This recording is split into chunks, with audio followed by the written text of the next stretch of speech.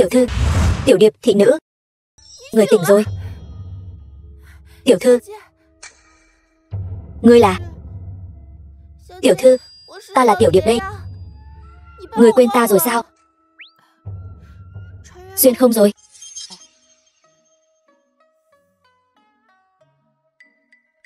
Tiểu thư,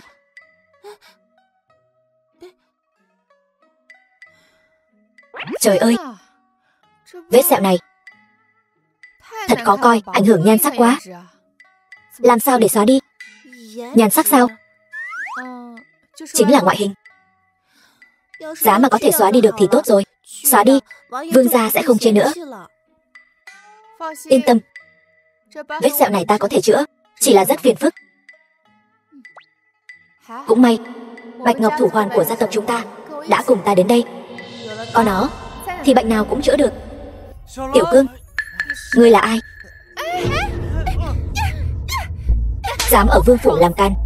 Vương phi, không phải nàng nói vương gia lạnh nhạt với nàng, nàng một mình không cam lòng tịch mịch, muốn ta bầu bạn với nàng sao?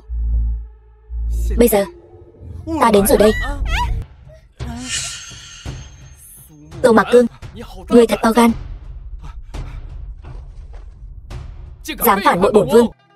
Vương gia, xin vương gia tọa nguyện cho Thảo Dân và vương phi. Thảo Dân là thật tâm thật ý yêu mến vương phi. Vương phi cũng yêu mến Thảo Dân. Thảo Dân cuộc đời này chỉ yêu mỗi mình vương phi. Nếu vương gia không thành toàn cho Thảo Dân thì Thảo Dân không còn thiết sống nữa. Vương phi, vương gia đối đãi với người không tệ, vậy mà người lại ở đây là lướt với nam nhân. Người câm miệng, ta không quen hắn. Tô Mạc Cương, ta tận mắt nhìn thấy hai người ôm nhau, người còn dám ngụy biện. Vương gia, người không thể chỉ dựa vào lời nói một phía mà kết tội cho tiểu thư nhà chúng ta. Vương phi, người ta đã tìm đến tận cửa rồi, thì người cứ nhận đi. Tiểu Cương, người và ta đã giống như phu thê rồi, thì đừng có nói dối nữa. Chi bằng cùng nhau quỳ xuống, xin vương gia tác thành. Cút ngay. Người nói ta và ngươi đã giống như phu thê, vậy thì nói cho ta biết, trên người ta có vết bớt gì? Vết bớt? Mỗi lần đến, vương phi đều cố tình thổi tắt nến, cho nên không biết trên người vương phi có vết bớt gì. Nhưng mà cái gì? Sờ vào người vương phi thì mịn màng vô cùng, mịn màng vô cùng.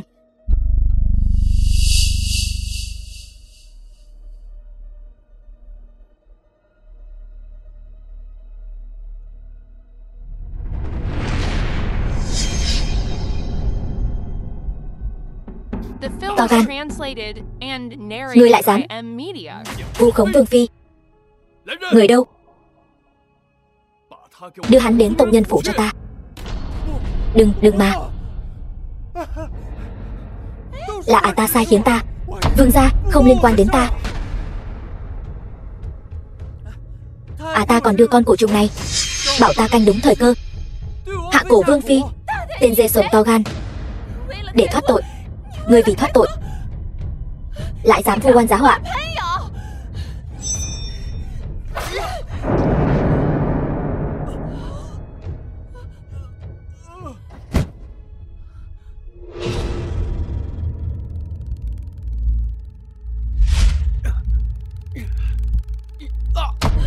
Vương gia, người sao vậy?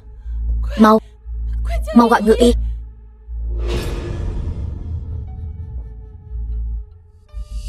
Cổ trùng gì? Rõ ràng là con bọ xiết. Ai bảo ngươi vu oan ta? Đáng đời. Vương gia, cút xuống cho ta. Tô Mạc Cương, ngươi chắc chắn muốn thừa cơ trả thù bổn vương. Đừng giãy giụa nữa, ngươi đã trúng kịch độc, không có giải dược, trong vòng 1 tiếng chắc chắn mất mạng. Ngoài ta ra không ai cứu được ngươi. Tỷ đẩy muội xuống nước mất đi hài nhi vẫn chưa đủ sao? Giờ còn muốn hãm hại vương gia nữa. Cầu xin tỷ, đừng hại người nữa được không?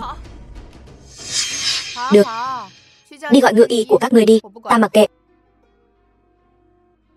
Không ổn rồi vương gia. Hôm qua hoàng cung bị tiêu chảy tập thể. Diệp Thiên Dương, thị vệ, Thái y viện bây giờ đang bù đầu bù cổ. Tạm thời không có ngự y nào rảnh chữa bệnh cho vương gia. Cái gì? Thái y viện lớn như vậy lại không có một thái y nào? Ta không tin. Vương gia, vương gia Như Yên nhất định sẽ tìm thái y chữa trị cho người. Không kịp nữa rồi, hắn bây giờ chỉ còn nửa canh giờ. Tô Mạc Cương, ngươi thật to gan, lại dám nguyền rủa vương gia mất mạng. Bây giờ ngươi có phải đang cảm thấy dạ dày nóng rát, lưỡi tê dại không? Biết rõ triệu chứng của bổn vương như vậy, chắc chắn là ngươi với tên dã nam nhân kia cấu kết, hợp sức hãm hại bổn vương. Vương gia. Tô Mạc Cương, không ngờ ngươi lại độc ác như vậy, thế mà lại làm vương gia tức đến mất mạng. Mọi người đều thấy rồi chứ, vương phi không giữ tiết hạnh, tư thông với tình nhân, bây giờ còn hại vương gia mất mạng. Người đâu, lôi con tiện tỳ này xuống cho ta, đánh đến mất mạng. Liễu Như Yên, ta nói cho người biết, vương gia đang nguy kịch, bây giờ cứu chữa còn một tia hy vọng. Nếu ngươi làm loạn cản trở việc chữa trị, hoàng thượng trách tội xuống, ngươi gánh vác nổi sao? Ngươi không muốn bị chu di cửu tộc thì ngậm miệng lại cho ta. Muốn vương gia sống thì đưa cô ta ra ngoài. Vương gia.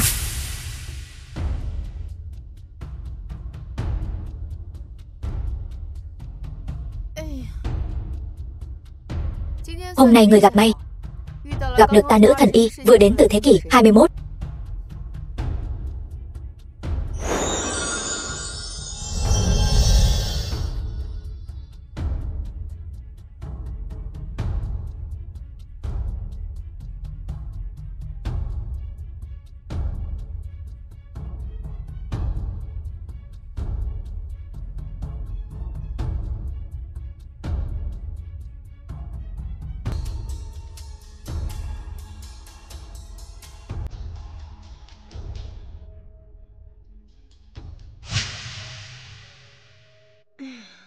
Cuối cùng cũng xong.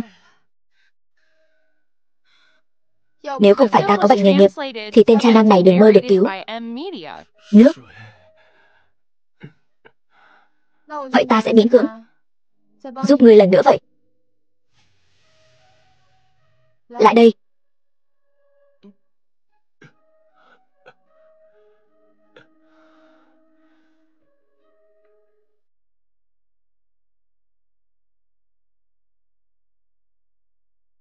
Phải nói là vì người nhân phẩm kém,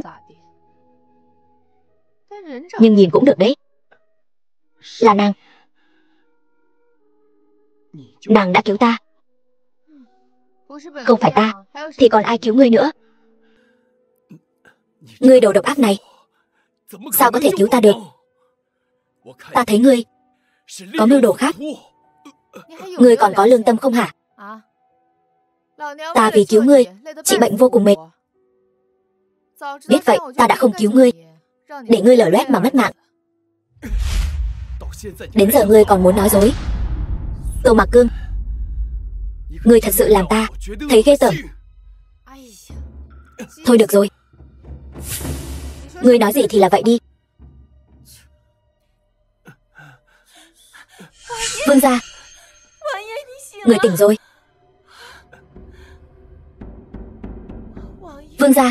Vương gia người đừng có nghe lời gièm pha của tiện nhân đó. Nếu vậy, Như Yên thà mất mạng còn hơn. Như Yên, ta thật sự không quen người đó. Như Yên vừa lo lắng cho người, sợ người sẽ giống hài nhi của chúng ta mà rời xa ta. Như vậy, thánh chỉ đến.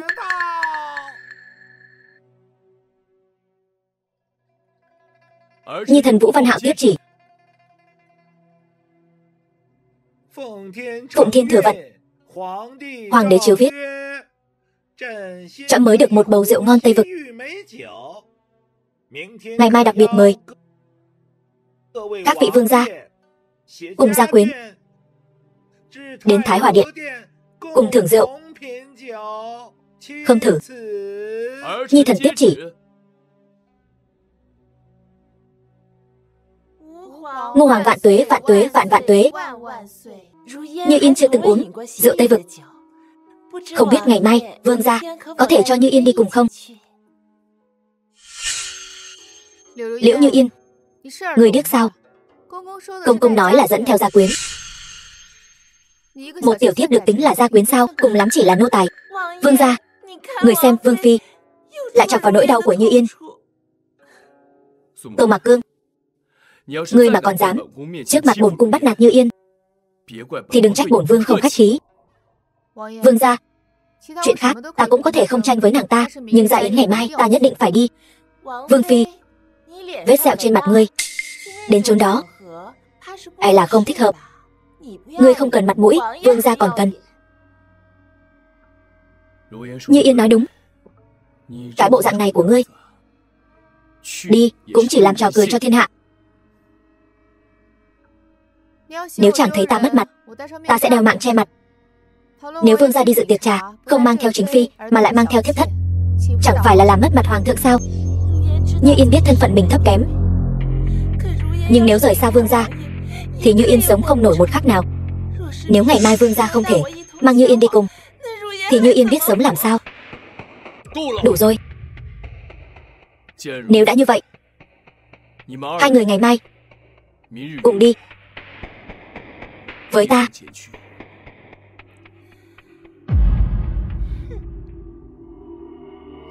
Tiểu thư, đây là thuốc dưỡng nhan do Liễu nương tử đưa tới, có thể trị được các loại sẹo. Chuồn đi chúc Tết gà chẳng có ý tốt gì đâu, cứ để cô ta tự dùng đi.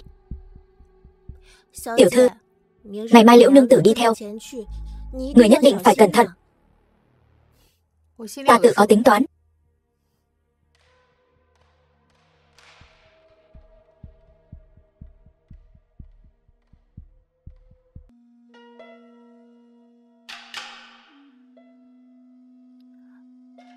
Vương gia,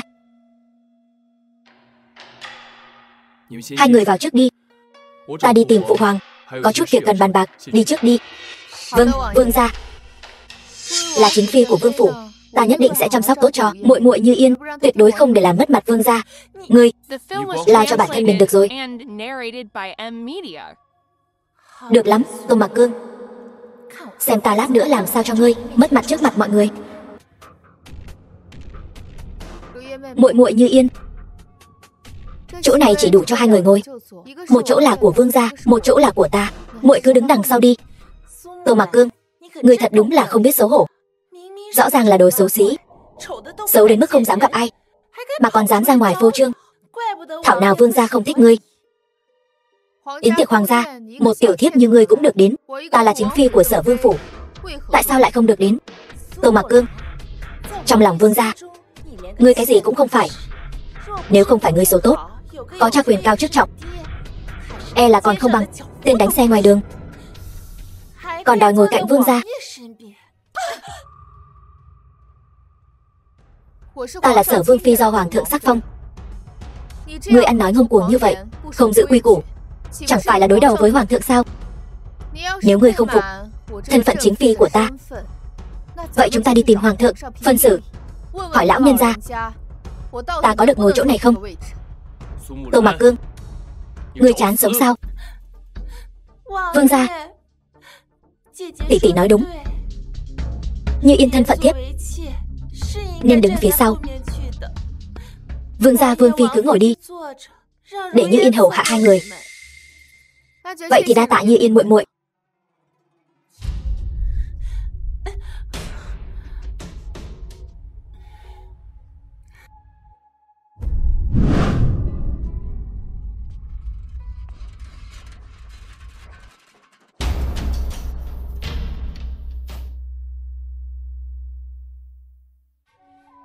Tham kiến phụ hoàng. Tham kiến hoàng thượng. Chúng khanh bình thân.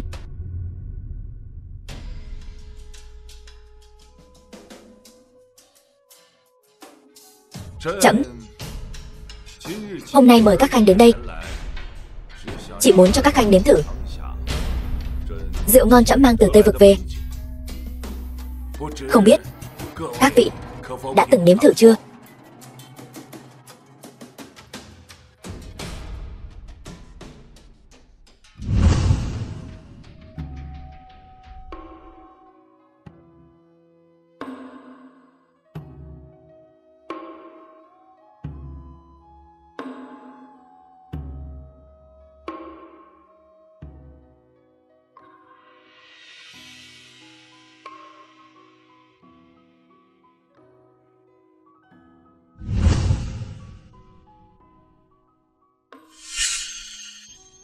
Đây là rượu gì?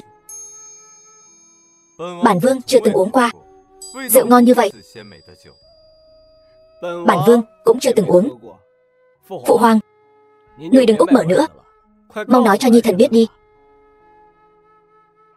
Phụ hoàng, đây là rượu nho Tây Vực.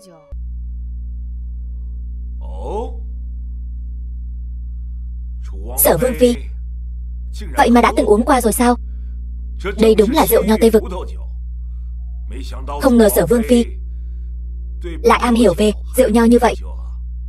Không có, chỉ biết chút ít thôi. Vẫn phải học hỏi phụ hoàng nhiều. Sở Vương, Vương Phi của ngươi thật sự rất tốt. Quả không hổ danh là do trẫm đích thân chọn.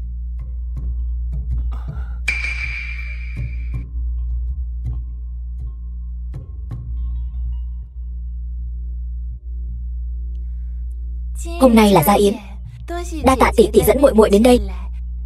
Muội muội tiểu lượng kém.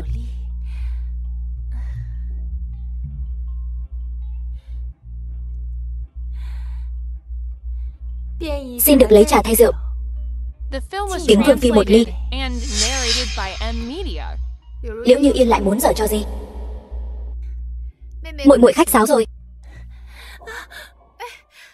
Nóng quá, nóng. Ngươi muốn làm ta bỏng sao?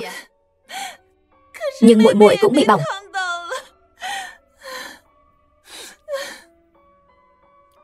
Như Yên, nàng sao rồi? Vương gia, tỷ tỷ cũng bị bỏng. Như Yên không sao, chàng mau đi xem tỷ tỷ thế nào đi. Đừng quan tâm đến ả.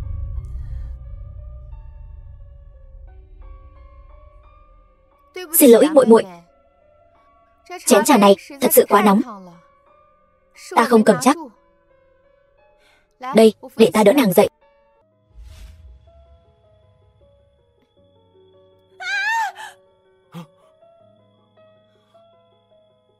Các ngươi đều thấy rồi chứ?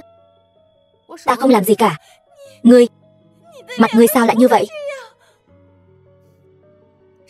Chẳng phải nên cảm ơn Liễu nương tử sao? Nhờ có thuốc dưỡng nhan mà ngày hôm qua ngươi mang tới, ta rõ ràng đã bỏ độc vào trong đó. Chẳng lẽ độc này có công dụng làm đẹp da? Ta chính là thiên tài y sư đến từ thế kỷ 21.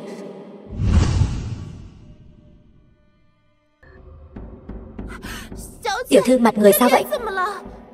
Không sao, ta đã bôi thuốc lên mặt rồi. Đây là máu độc được hút ra từ mặt.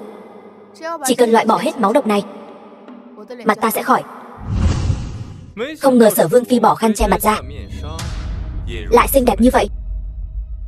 Sở Vương thật may mắn. Không phải lời đồn nói Sở Vương Phi rất xấu xí sao? Chẳng lẽ lời đồn là giả? Ta đã từng thấy mặt nàng rồi. Lúc đó trên mặt vẫn còn sẹo, xấu xí đến mức không dám gặp ai. Giờ thì sẹo cũng không còn nữa. Thần y trong thiên hạ nhiều vô kể, nói không chừng đã được chữa khỏi rồi.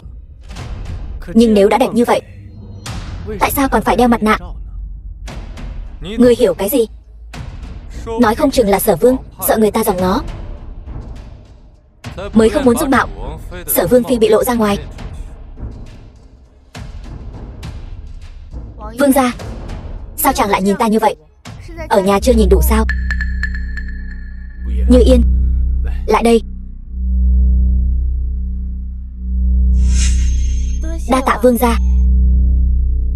Cho dù nàng không còn sẹo nữa thì đã sao? Vương gia chẳng phải vẫn sủng ái ta nhất sao?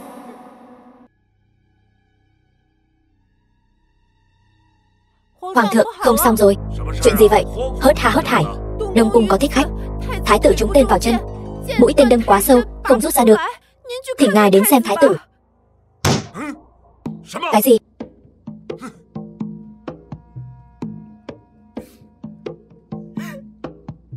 Người vẫn nên nhanh chóng chuẩn bị hậu sự cho thái tử đi. Nhi tử của ta thế nào rồi? Tâu hoàng thượng, lão thần đã cố hết sức rồi. Thái tử, mũi tên không rút ra được, cho dù hoa đà tái thế cũng cứu không được. Thái tử, e rằng không qua nổi đêm nay. Vương thái y, ngài là người có y thuật cao nhất trong cung, xin ngài hãy cứu chàng. Chỉ cần ngài cứu được chàng, ngài muốn gì bổn cung cũng đồng ý. Thái tử phi, không được đâu. Lão thần không cứu được thái tử. Lão thần không dám nhận. Chẳng phải chỉ là vết thương do tên sao? Sao lại nghiêm trọng như vậy? Mũi tên đâm quá sâu. Nếu cưỡng ép rút ra, thái tử sẽ mất máu mà mất mạng. Điều kiện y tế thời xưa kém, cho dù rút ra được cũng chưa chắc chữa khỏi. Tuy nhiên, Hoàng thượng, ta có thể cứu chàng. Sở Vương phi thật sự có thể cứu thái tử sao? Phụ thân nàng và phụ thân ta chẳng phải vẫn luôn bất hòa sao? Nàng không hại ta, ta đã phải tạ ơn trời đất rồi. Sao lại giúp ta? Không cần đâu. Ý tốt của Sở Vương phi, thiếp thật sự không dám nhận. Sở Vương phi chỉ là phận nữ nhi. Ngươi định xem bệnh cho thái tử thế nào? Thái tử hiện giờ mạch yếu, hơi thở mong manh. Lão thần đoán chàng không qua khỏi đêm nay. Ngươi dám nói ngươi làm được? Ngươi đâu phải thái y. Ngươi lấy gì mà chữa? Vị thái y này, sao ngài biết ta không biết y thuật? Trước khi xuất giá, mẹ ta đã mời một vị sư phụ dạy cho ta. Sư phụ ta đã dạy ta y thuật, cho nên ta cũng biết chút ít về y thuật. Sở Vương phi, đừng nói đùa. Thiên hạ đều nói người mắc chứng cuồng loạn. Bộ hiện giờ ngươi đang lên cơn hả? Đường đường là một thái y, thế mà lại tự đại và ngạo mạn đến vậy. Có trách y thuật kém cỏi đến thế, vết thương tên bắn thôi cũng không chữa được. Sở Vương phi, người đừng có vu khống ta. Lão thần đã đoán chắc thái tử không qua khỏi đêm nay. Ngươi đang nghi ngờ y thuật của lão thần sao? Sở Vương phi, ngươi đừng có quấy rối ở đây nữa.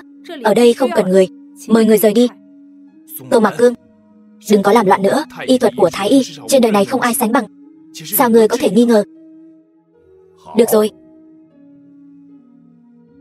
nếu Vương thái y đã nói không còn cách nào, vậy thái tử e rằng thật sự không sống nổi. Sở Vương, mau đưa Sở Vương phi về nghỉ ngơi đi. Đừng làm phiền sự thanh tịnh của thái tử. Phụ hoàng, nhi thần quản giáo không nghiêm, nhi thần sẽ đưa Vương phi về ngay. Đi thôi. Nhưng ta thật sự có thể cứu chàng. Đây chính là một mạng người. Hắn càng xem thường ta, ta càng phải cứu sống hắn. Nhưng ta chỉ có thể lén lút đi chữa bệnh cho thái tử. Lỡ như cứu được thì còn đỡ, lỡ như không cứu được, thôi kệ, cứ cứu trước đã. Tiểu thư, người thật sự muốn lén lút chữa bệnh cho thái tử sao? Nhưng phủ thái tử canh phòng nghiêm ngặt người. Ta vừa mới dò la được, hậu viện phủ thái tử không có người. Tối nay ta sẽ lén từ hậu viện phủ thái tử lẻn vào phòng thái tử. Còn ngươi thì ở bên ngoài canh chừng. Nếu có người vào, ngươi cứ la hét lên, câu giờ cho ta. Nhưng như vậy có được không? Tiểu thư, người thật sự có thể chữa bệnh cho thái tử sao? Người xem, vết sẹo trên mặt ta không phải đã gần khỏi rồi sao? Chứng tỏ y thuật của ta rất được. Tiểu Điệp, ngươi hãy tin ta. Y thuật? Tiểu thư còn biết y thuật nữa sao?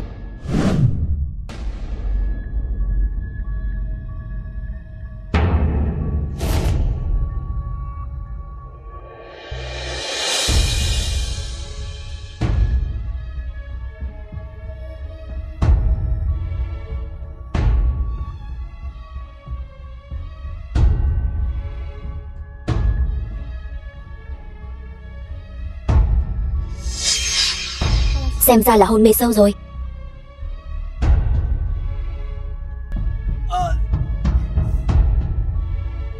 Ma kia, đừng ồn. Đừng nói gì cả. Ta đến để chữa thương cho chàng. Ngươi không phải ma sao? Trên đời này làm gì có ma. Ta là thái y. Hoàng thượng phái ta đến đây để chữa thương cho chàng. Chàng hãy uống chút nước đi.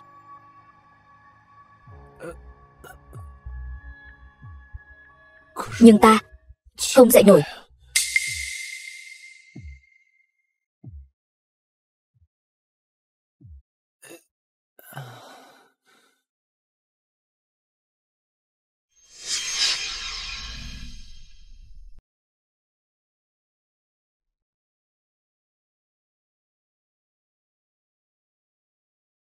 Đây chắc là ảo giác.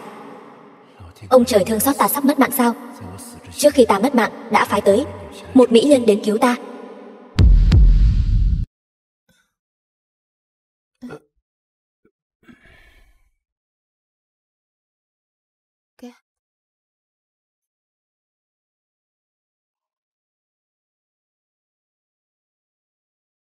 Đau không? Trên người chàng ngoài vết thương tên bắn còn gì khác nữa không?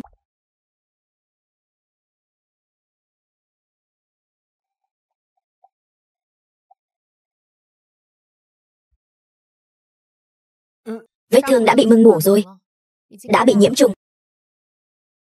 Nếu không phẫu thuật làm sạch vết thương, không chỉ phải cắt cụt, thậm chí còn nguy hiểm đến tính mạng. Ngươi có ý gì? Ta sắp mất mạng rồi sao? Chàng không cần biết có ý gì, chàng chỉ cần tin ta là được. Thái y, chỉ cần ngài chữa khỏi vết thương cho ta, ta không sợ gì cả. Trước đây ta theo phụ hoàng ra chiến trường, có gì mà chưa từng thấy. Được, can đảm lắm.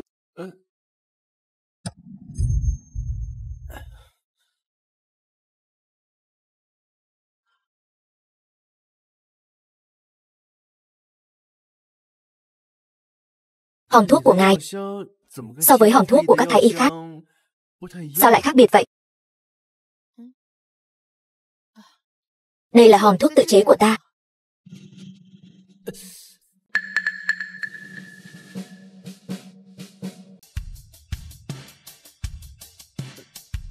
Có đau không? Không đau. Đây là cái gì? Thần kỳ vậy. Đây là kim gây tê.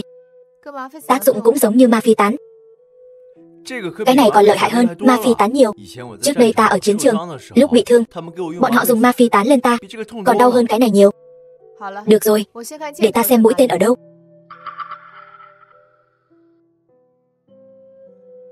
Mũi tên đã ghim sâu vào rồi, phải phẫu thuật lấy ra.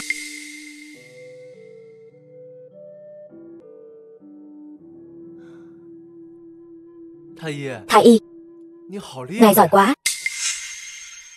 May mà mũi tên sắt này không bị gì, nếu không thì bị uốn ván rồi. Uốn ván? Lại là thứ gì nữa đây? Được rồi, ta sẽ khâu lại cho ngài ngay. Làm sạch và khâu lại. Thái y, cái dao ngài vừa dùng hình như không hơi lửa khử trùng. Yên tâm, đã được hấp tiệt trùng bằng hơi nước, áp suất cao, nên sẽ không bị nhiễm trùng. Xin lỗi.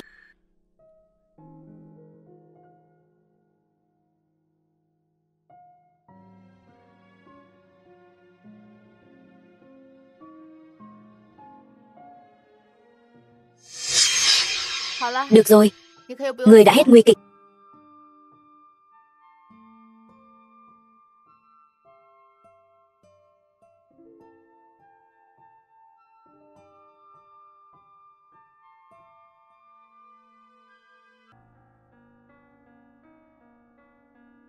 Sở Vương Phi, ngươi muốn làm gì thái tử? Ta không có, ngươi hiểu lầm rồi. Ngươi còn định dùng dao đâm thái tử, còn chối cãi. Ngươi đồ đàn bà độc ác. Có phải Sở Vương phái ngươi đến không? Nếu thái tử có mệnh hệ gì, bản cung nhất định sẽ không tha cho các ngươi.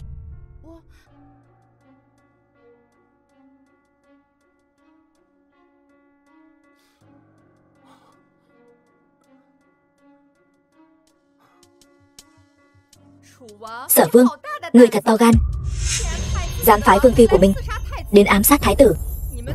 Sao các ngươi có thể độc ác như vậy? Vũ Văn Hạo, ta không có ám sát thái tử, ngươi hãy tin ta. Thái tử có bị thương không? Không. Nếu đã vậy thì lời thái tử phi nói vương phi ám sát thái tử, kết luận này có vội vàng quá không? Nhưng ngươi yên tâm, bản vương sẽ cho ngươi một lời giải thích. Về với bản vương, giải thích rõ ràng cho bản vương.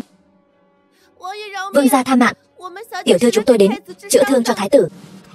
Nàng ta biết chữa bệnh.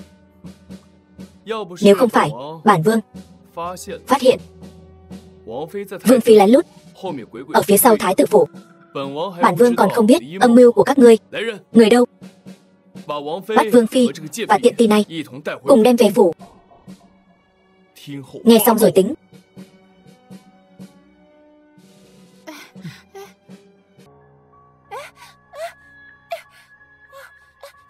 Tiểu thư, Vương Phi, người vẫn nên ở lại đây. Hãy tự kiểm điểm lại mình đi.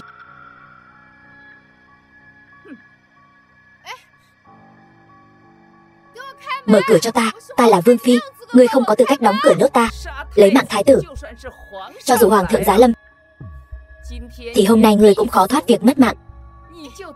Ngươi cứ chờ vương gia xử lý đi. Ta không ám sát thái tử, ta đến để cứu hắn. Các ngươi không tin. Cho dù giúp thái tử, mũi tên đã được rút ra rồi, nhưng thái tử vẫn chưa tỉnh lại. Vũ Văn Hạo cũng sẽ không tin đâu. Tiểu thư,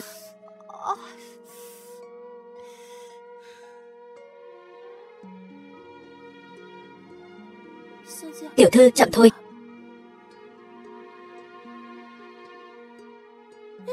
Tiểu thư, chân tiểu thư chảy máu rồi. Tiểu thư có đau không? Để ta xem cho. Không sao, chỉ bị va nhẹ thôi. Ngươi lấy hộp thuốc của ta lại đây, giúp ta băng bó.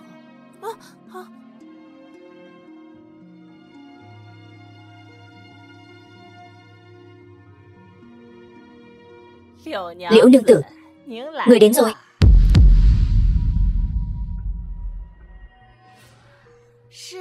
Phải, đến thăm tỷ tỷ, thuận tiện mang cho tỷ ấy chút cơm. Liễu nương tử,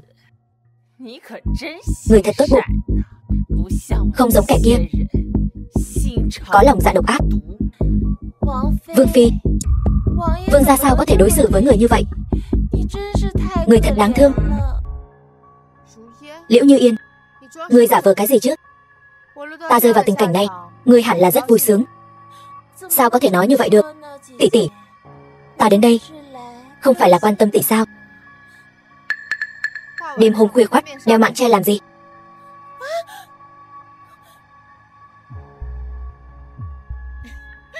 Liễu Như Yên, chính người hạ độc, còn bôi lên mặt mình. Hạ độc gì chứ? Ta bị muỗi cắn rồi. Vương Mama, dâng cơm lên. Thuận tiện châm lửa cho Vương Phi. Tỷ tỷ, vất vả cả ngày rồi, chắc là đói rồi. Đây là chút lòng thành của ta, ăn nhanh đi. Liễu Như Yên, cơm này thiêu rồi, hay là ngươi thử xem? Sao có thể như vậy? Đây là ta đặc biệt dặn dò, phòng bếp nhỏ của ta làm cho tỷ tỷ. Ngươi dám nói cơm này thiêu?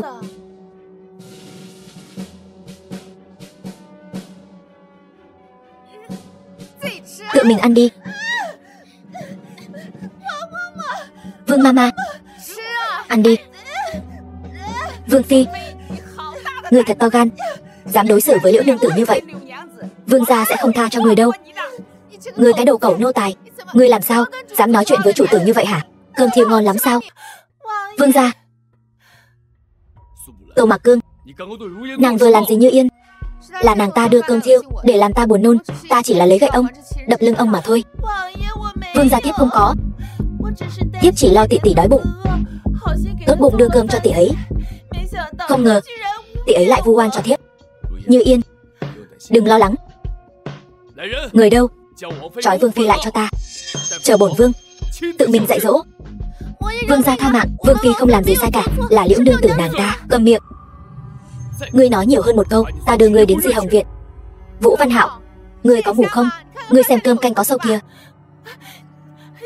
Tỷ tỷ, dù tỷ không nhận ý tốt của muội, cũng đừng vu oan giá họa cho muội. Ngươi sắp trầu trời rồi mà còn cứng miệng. Người đâu? Vương Phi không dùng bữa, đừng nói là cơm, ngay cả nước cũng không được cho nàng ta uống. Đi.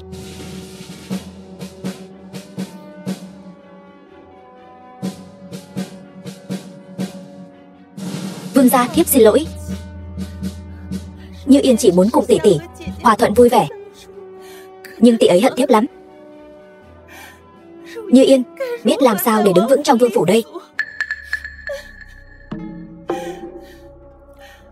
Từ hôm nay trở đi, nàng chính là chủ nhân của vương phủ. Mọi việc trong vương phủ đều do nàng quyết định. Nàng không cần phải hòa thuận với cô ta, chỉ cần làm tốt bổn phận chủ mẫu là được. Cảm ơn vương gia. Vương gia đối xử với thiếp thật tốt. Hay là vương gia hôm nay nghỉ lại đây nhé, được không? Được. Thật tốt quá. Thiếp đi tắm rửa thay y phục đây. Chờ thiếp nhé.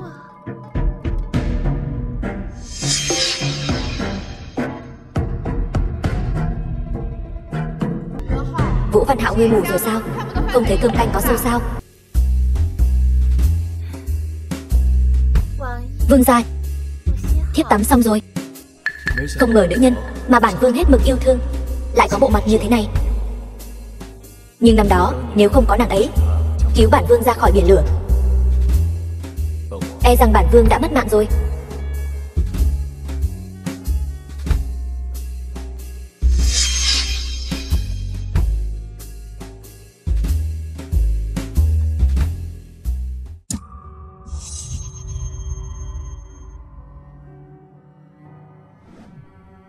Như Yên, bản vương nhớ ra còn vài việc quân sự cần xử lý. Đêm nay ta không ở lại được.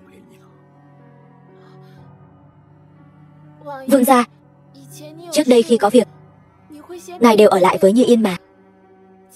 Hôm nay sao lại thế này? Khi nào xong việc, bản vương sẽ bù đắp cho nàng.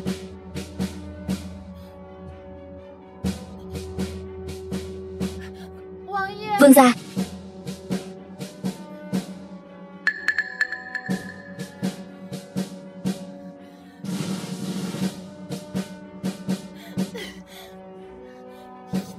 nhất định là do đàn bà kia.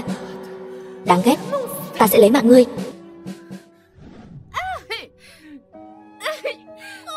Vương Mama, đừng đánh nữa. Ngươi đừng đánh nữa. Nếu muốn đánh thì đánh ta đi. Cút. Tiểu Điệp, ngay cả lệnh của vương gia mà ngươi cũng dám cãi lại sao? Đồ cẩu nô tài. Đợi ta ra ngoài rồi, ngươi sẽ đẹp mặt. Đều bị giam ở đây cả rồi, ngươi còn mơ tưởng đến chuyện ra ngoài sao? Mơ đi. Mama, để bản vương. Vương gia, ngài muốn đích thân dạy dỗ vương phi sao? Thật tốt quá. Vương phi dám mưu hại thái tử. Vì thái tử. Vương gia, người phải. Nhũ mẫu, người lui xuống trước đi. Dạ.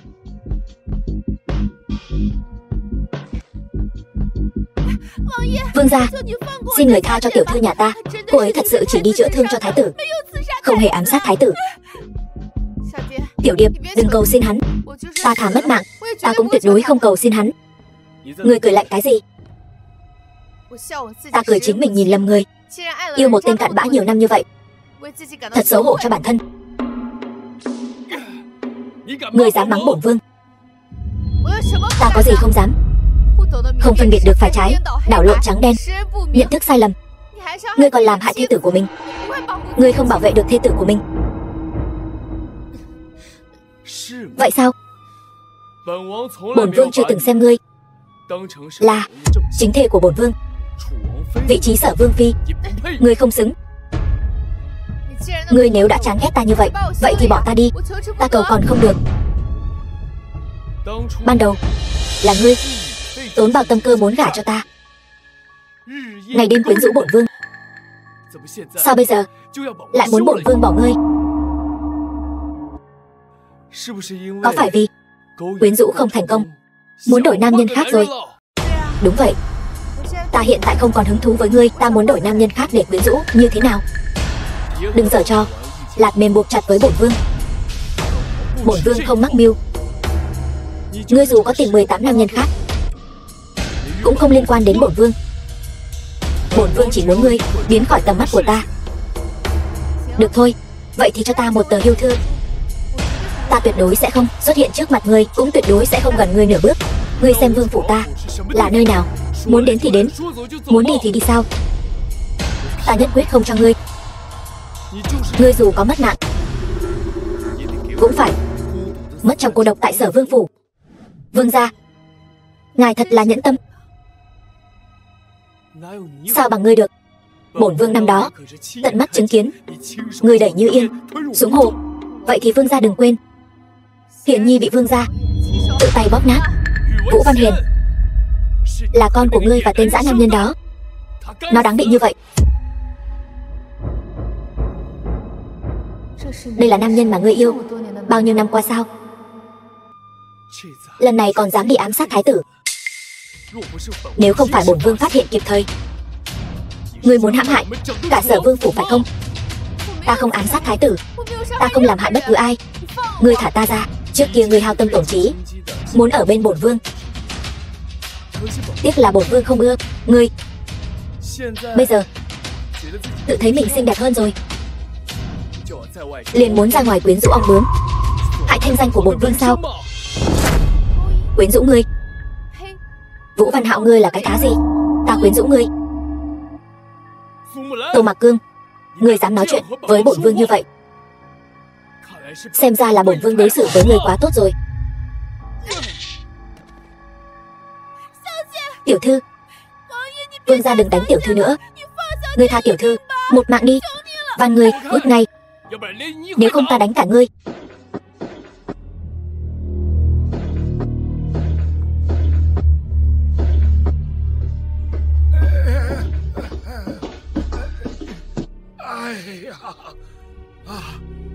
Thái tử phi, lão thần đã nói rồi, thái tử không còn sống lâu được nữa. Sao người vẫn chưa từ bỏ ý định, nhất quyết mời lão thần đến đây?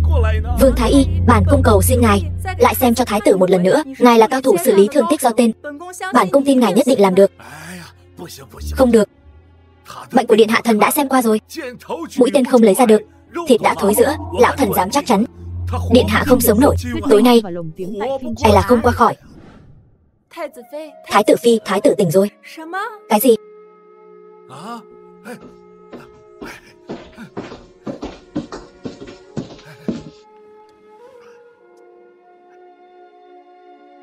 Thái tử, chàng tỉnh rồi.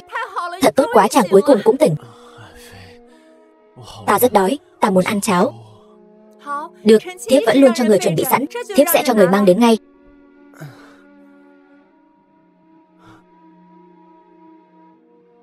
Ái phi, nữ thái y kia đâu? Nàng đi đâu rồi? Ta muốn gặp nàng. Sao ta lại không biết? Chính là vị do hoàng thượng phái đến chữa thương cho ta. Mắt to to, da trắng nõn nà như tiên nữ. Nàng nói nàng là thái y, giúp ta lấy mũi tên ra, còn rửa sạch thịt thối, băng bó vết thương. Nàng đi đâu rồi? Vị thái y chữa bệnh cho ngài chỉ có một mình lão thần thôi, nào có nữ thái y nào. Thái tử, lão thần là nam nhân đường đường chính chính, không phải nữ nhân. Ta nói không phải là ngươi, ta nói là một đại mỹ nhân. Nữ thái y mà chàng nói, chẳng lẽ là ai? Sở Vương phi. Nghe đồn Sở Vương phi rất xấu, vậy tại sao lại xinh đẹp như vậy? Y thuật còn cao siêu đến thế. Vương gia tha mạng, tiểu thư nhà chúng tôi là đến để trị thương cho thái tử. Chẳng lẽ nàng ta thật sự đến cứu chàng? Vương gia, tiểu thư nhà ta, nàng chỉ là một nữ tử yếu đuối, nàng ấy cái gì cũng không biết. Ngài muốn đánh thì đánh ta. Người đâu? Kéo tiện tỳ này xuống cho ta. Dạ. Xin lỗi tiểu thư, còn không đứng dậy. Đồ cha năm, có gan thì đánh ta mất mạng đi. Đợi ta xuống âm phủ sẽ mách tội của ngươi với Diêm Vương, để Diêm Vương mau chóng bắt ngươi đi. Không biết hối cải, mồm mép lanh lợi. Vương gia, thái tử tỉnh rồi. Điện hạ nói là Vương phi cứu chàng. Dựa vào nàng ta, bản vương không tin. Không tin nàng ta biết y thuật. Để bản vương hỏi thái tử rồi hãy nói. Kéo nàng ta đến thái tử phủ. Bản vương muốn hỏi cho ra lẽ, nàng ta là cứu thái tử hay hại thái tử? Vương huynh, sao huynh lại đến đây? Đừng cử động, để ta xem vết thương của đệ.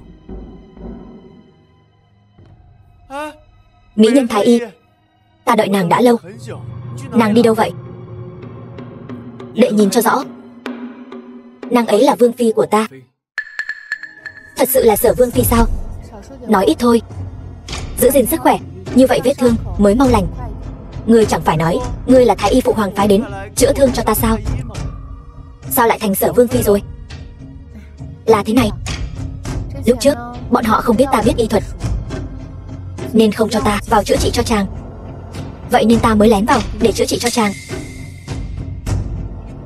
Cảm tạ nàng. Nàng đối với bổn vương ân trọng như núi, ta chẳng biết lấy gì báo đáp. Thật hổ thẹn. Thật sự là nàng lấy mũi tên cho ngươi sao?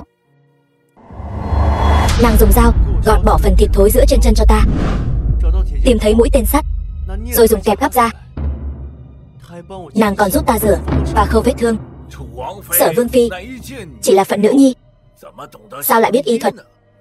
Lão thần lúc đầu cũng muốn gọt thịt lấy tên, nhưng sợ thái tử không chịu nổi, nên mới không dám làm. Sở vương phi thật gan dạ, dám đem tính mạng thái tử ra mạo hiểm. May mà thái tử cát nhân thiên tướng, nếu không đã gây ra đại họa rồi.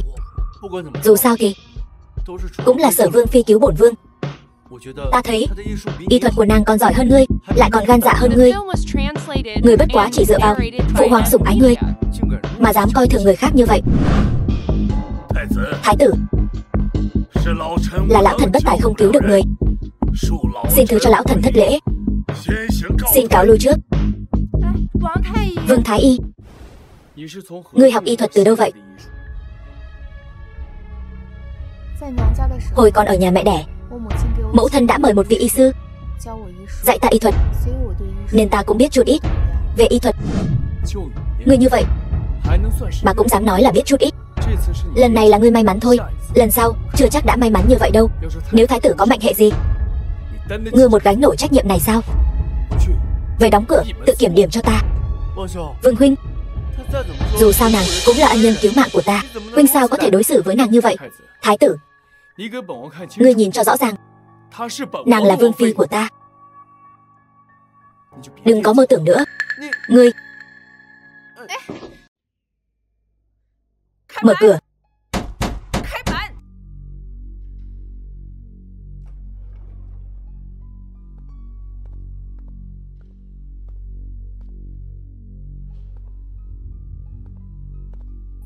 Liễu Như Yên, xem ra người vẫn chưa chừa. Tỷ tỷ, không cần lo lắng. Như Yên đến thăm tỷ. Tỷ tỷ, người cũng xứng gọi sao? Ta Tô Mặc Cương đường đường đích nữ tể tướng phủ, còn ngươi chỉ là một nô tài được nhà ta mua về thôi. Tô Mặc Cương, ngươi đừng đắc ý. Ngươi không đủ tư cách để được danh hiệu vương phi, mà có là vương phi thì sao? Người trong lòng vương gia là ta. Ngươi không thấy hôm qua hắn lo lắng cho ta thế nào sao? Nếu ngươi đến đây là để khoe khoang, thì bây giờ hãy ra ngoài, ta không hoan nghênh ngươi. Cút. Tô Mặc Cương, chỗ ở ngày hôm nay của ngươi là nhờ ta ban ơn. Ngươi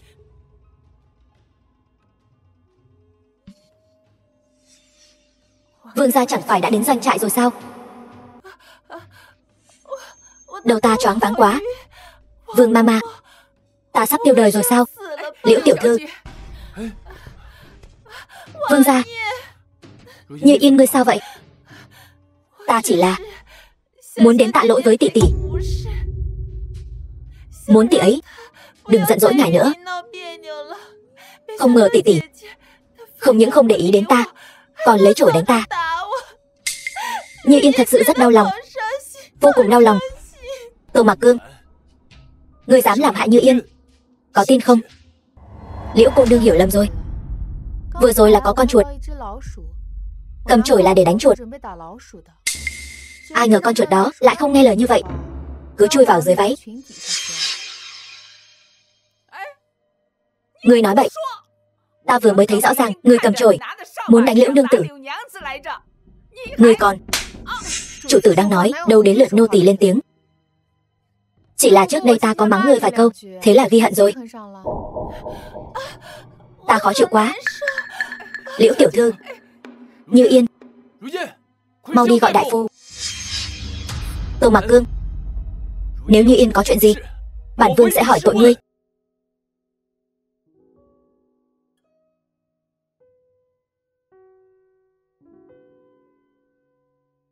Vương gia, Liễu nương tử đây là nhất thời đau thương quá độ, là do tâm tình buồn bã.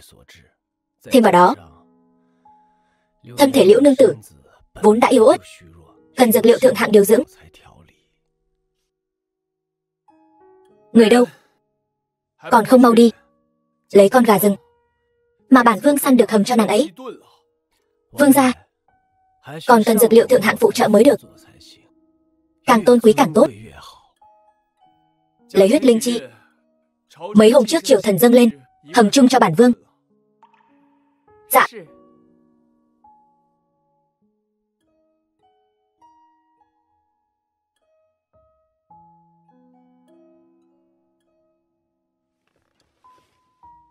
Vương gia, gà rừng biến mất rồi, huyết linh chi cũng biến mất rồi. Cái gì? Sao lại biến mất? Vương gia, lão nô hình như nghe nói tối qua Vương phi ôm một con gà lén lén lút lút làm gì đó ở trong viện. Người đâu? Đưa Tô Mạc Cương đến đây cho ta. Như Yên, không sao đâu. Chờ mấy hôm nữa, khi ta ra ngoài, sẽ bắt cho ngươi một con gà rừng khác. Như Yên không sao đâu. Như Yên không ăn, cho tỷ tỷ ăn cũng giống nhau mà.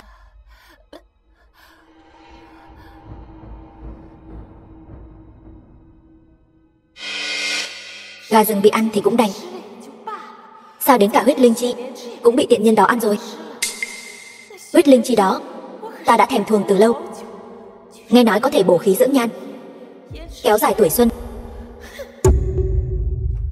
Vũ Văn Hạo, gọi lão nương. Có chuyện gì? Có phải ngươi đã trộm con gà rừng của bổn vương định cho Như Yên và huyết linh chi trong Trần Bảo Các không? Phải, là ta ăn đấy. Dược thiện đó vốn là để bồi bổ cơ thể, thân thể ta rất yếu, không được ăn đồ bổ sao? Chẳng lẽ việc này cũng sai? Đó là thứ bổn vương chuẩn bị cho Như Yên, ngươi lấy đâu ra mặt mũi mà ăn trộm? Vũ Văn Hạo, con gà rừng có ghi tên sao, hay huyết linh chi có ghi tên? Sao ta lại không được ăn? To gan, dám lớn tiếng với bổn vương. Ngươi có biết quy củ không hả? Ngươi cũng lớn tiếng trước. Hơn nữa, ta là chính thất, cả ngày ăn uống còn thua cả chó lợn. Con ả tiểu thiếp kia dựa vào đâu suốt ngày được ăn, nào huyết linh chi nào gà rừng? Vũ Văn Hạo, ngươi quá thiên vị rồi đấy. Cái gì mà thua cả chó lợn? Bổn vương trong việc ăn uống khi nào đã bạc đãi ngươi? Đừng có ngậm máu phun người. Là do không xong rồi, Liễu nương tử lại ngất rồi. Nhất định là ngươi. Như Yên vốn đã yếu ớt, ngươi lại còn làm ầm ĩ ở đây, chắc chắn là bị ngươi kích động nên mới ngất đi. Người đâu? Mang kẻ này xuống cho ta, đánh 20 trượng. Ngươi không thấy ta đang giả vờ sao? Tô Mạc Cương, cầm miệng. Về khoản nham hiểm, ngươi không ai sánh bằng. Tô Mạc Cương, ngươi thật sự khiến ta thấy ghê tởm đến cực điểm. Như Yên, nàng ta trời sinh lương thiện, sao ngươi có thể dùng 2-3 câu mà bôi nhọ nàng ta được? Đừng tưởng ngươi biết chút yêu thuật, là bổn vương sợ ngươi. Người đâu? Lôi xuống, đánh 30 trượng. Đánh thật mạnh cho bổn vương.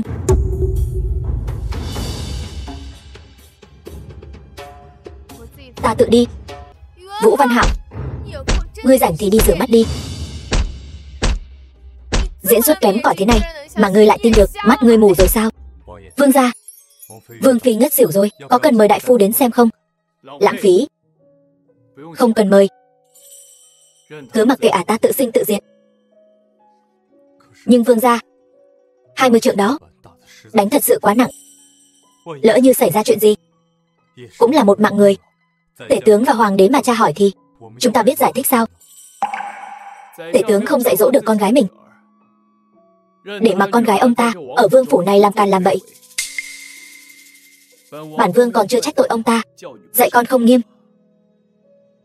Còn có tư cách gì dám chất vấn bản vương? Giờ vương phi nên bị xử trí thế nào? Kéo về Khuynh Vân Hiên, sống chết mặc bay, các ngươi không được nhúng tay vào.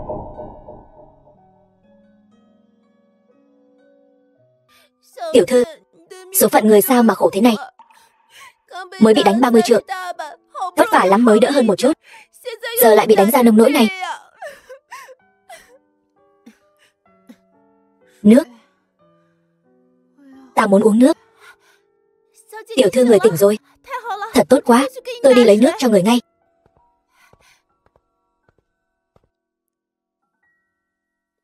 Vương gia sao có thể đối xử với người như vậy chứ? Người là vương phi của ngài ấy mà. Chỉ vì một tiểu thiếp mà lại đánh người ra nông nỗi này. Nô tỳ vừa đi mời Diệp thị vệ tìm đại phu cho người, nhưng Diệp thị vệ không chịu. Hắn nói vương gia đã dặn để tiểu thư tự sinh tự diệt, sống chết mặc bay. Vương phủ không được tìm đại phu cho tiểu thư. Vương gia ngài ấy muốn giày vò người đến mất mạng. Tiểu thư, người yêu ngài ấy như vậy, sao ngài ấy lại nhẫn tâm thế chứ? Tiểu điệp,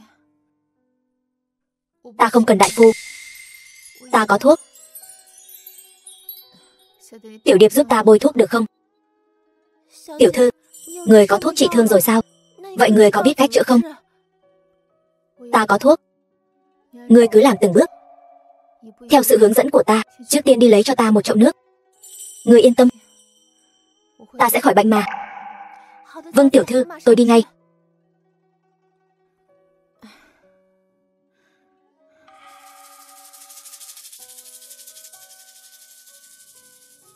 Thuốc kháng viêm, thuốc cầm máu, amoxicillin và cephalosporin, một ít gạc và băng.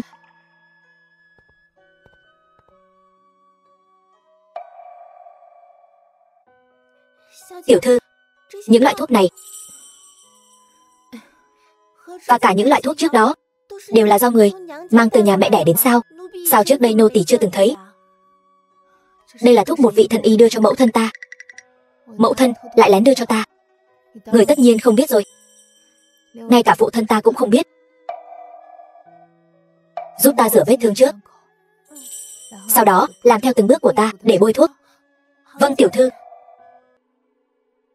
Người giúp ta làm sạch vết thương trước, sau đó vắt thuốc cầm máu này lên. May mà những vết thương này chỉ là vết thương ngoài da, không sâu. Nếu không thì khó mà xử lý. Đi lấy nước, ta uống thuốc. Tiểu điệp, có gì ăn không? Tốt nhất là canh bổ dưỡng gì đó, như vậy vết thương sẽ mau lành hơn. Tiểu thư xin lỗi người, chúng ta không có tiểu trù. Giờ này đại trù cũng đóng cửa rồi. Hơn nữa đại trù đều do người của Liễu Như Yên quản lý. Nàng ấy sẽ không hầm canh bộ cho người đâu. Tiểu thư, hôm nay tôi đến nhà bếp lén gói cho tiểu thư mấy cái giò heo. Tiểu thư có muốn ăn không? Giò heo? Thôi, giò heo thì cứ là giò heo đi. Người gắp cho ta mấy miếng nào. Tiểu thư, đây, mấy cái này đều chưa có ai ăn cả. Giò heo vô cùng sạch, tôi hầm nóng lại rồi. Ăn nhanh đi. Thịt này hầm mềm lắm, tan ngay trong miệng. Ngon thật. Tay nghề đầu bếp cũng khá đấy. Tiểu điệp, ngươi ăn chưa? Nô tỳ chưa ăn. Nô tỳ còn lén giấu một ít bánh bao, nô tỳ lát nữa sẽ ăn. Ngươi không ăn giò heo sao? Nô tỳ không ăn đâu. Tiểu thư bị thương, giò heo phải để dành cho tiểu thư ăn. Ngươi cũng ăn giò heo đi, bồi bộ cơ thể. Nhìn ngươi gầy quá. Nô tỳ không ăn đâu. Mấy cái giò heo này là để dành cho tiểu thư bồi bộ cơ thể. Không được, cầm lấy, cho người ăn đấy. Đây là lúc đang tuổi lớn mà. Nghe lời, ăn nhanh đi. Một mình ta cũng không ăn hết được, phải không? Nếu ngươi không giúp thì giò heo này để thiêu chẳng phải là không ăn được nữa sao? Tiểu thư thật sự như biến thành người khác vậy. Tiểu thư trước đây làm sao mà quan tâm ta như vậy chứ? Tiểu thư trước đây trong mắt chỉ có vương gia, vậy mà bây giờ tiểu thư lại chia giò heo cho ta ăn. Cảm ơn tiểu thư, nô tỳ lập tức dùng bữa. Giò heo khó khăn lắm mới có được, không thể lãng phí. Nhà mẹ đẻ không cho ta bạc làm của hồi môn sao? Sao chúng ta ngay cả một bữa cơm ngon cũng không ăn được? Tiểu thư người quên rồi sao? Bạc mà phu nhân cho người đều bị người tiêu hết rồi. Sao ta lại tiêu hết rồi? Tiểu thư, lúc đó người vì muốn lấy lòng hạ nhân trong phủ nên đã tiêu hết bạc và trang sức rồi. Cái gì? Trước đây sao ta lại ngốc như vậy chứ? Nhưng mà nếu nghĩ lại thì là do vương gia. Nếu không phải vương gia khinh miệt người, dung túng cho lũ nô tài đó bắt nạt người, nếu không thì bọn cẩu nô tài đó làm sao chúng dám bắt nạt người chứ? Vũ Văn Hạo đồ khốn khiếp. Tiểu thư, trước đây người thích vương gia như điếu đổ vậy, bây giờ thái độ của người với vương gia sao lại thay đổi như vậy? Ai bảo hắn ta xem ý tốt của ta như lòng lang dạ thú chứ? Lần sau đừng để hắn rơi vào tay ta. Tiểu thư, ta thật sự rất mừng cho người bị bắt nạt biết phản kháng rồi. Đó là điều đương nhiên. Ai dám bắt nạt Tô Mạc Cương ta, kẻ đó chán sống rồi. Cái mông của ta. Tiểu thư, ta đỡ người đi nghỉ ngơi nhé. Vương phi, người tỉnh rồi. Sao lại có mùi máu tanh nồng nặc thế này?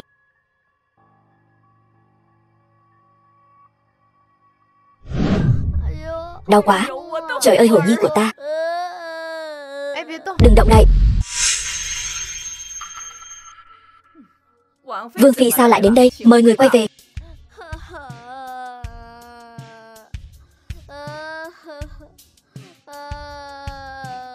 May mà không đâm vào nhãn cầu. Người có biết người cứ cố rút ra như vậy sẽ làm tổn thương giác mạc, thậm chí còn khiến nhãn cầu bị vỡ ra không? Kẹp bông gòn, kim, rượu mạnh, rồi dùng ô đầu, lang thang tử ma, dương trịch trục, mạn đà la hoa sắc thuốc, mau mang lên đây. Dạ. Ngươi đừng đụng vào cháu ta. Ngươi đợi đại phu, ai mà chẳng biết ngươi đối với lão nô vẫn luôn hận trong lòng. Đừng có giả nhân giả nghĩa ở đây nữa. Xin mời người về cho. Vậy thì ngươi thật sự là không biết điều đấy. Nếu chậm trễ chữa trị, không chỉ làm tổn thương mắt mà còn có thể bị nhiễm trùng, mất nửa cái mạng. Chuyện đó cũng không liên quan đến vương phi.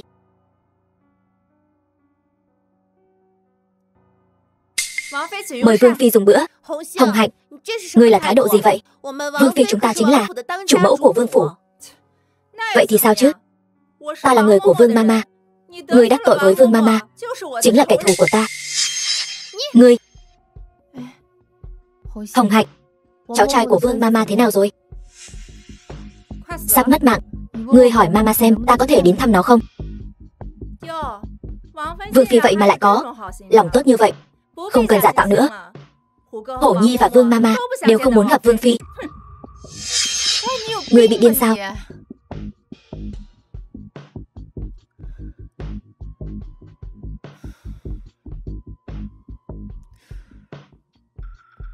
Đại phu thời xưa.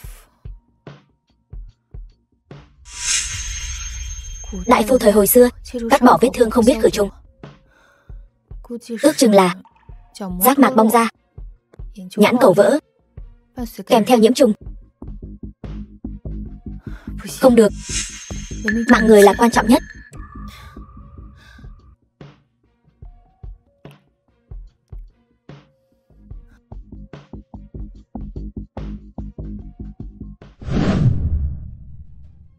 Ngươi đến đây làm gì? Ta cứu Hổ nhi. Ngươi đi đi. Ta không tin ngươi sẽ làm như vậy.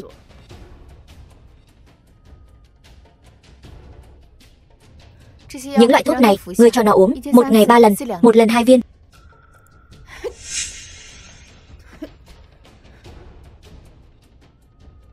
Không cần. Mời người về cho. Lão bà tử ta không muốn mắng chửi người, muốn tích chút đức cho cháu mình. Ngươi nghĩ ta làm vì ngươi sao? Chẳng qua là thấy đứa nhỏ đáng thương, muốn cứu nó thôi.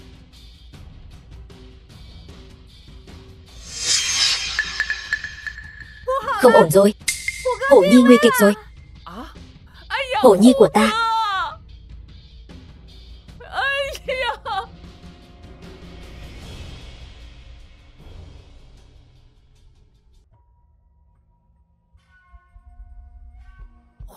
Hổ nhi. Hổ nhi của ta. cháu trai. Trương đại phu, xin ông hãy cứu nó với. Trương đại phu, cứu cái gì nữa? Người sắp mất rồi mà lại để lão phu tiếp nhận, hại tới thanh danh của lão phu. Thằng cháu đáng thương của ta ơi. Trương đại phu, ngài làm phúc, kê đơn thuốc, cứu lấy nó với. Thằng bé thật sự rất khó chịu. Chúng tôi hứa tuyệt đối không nói ra bên ngoài.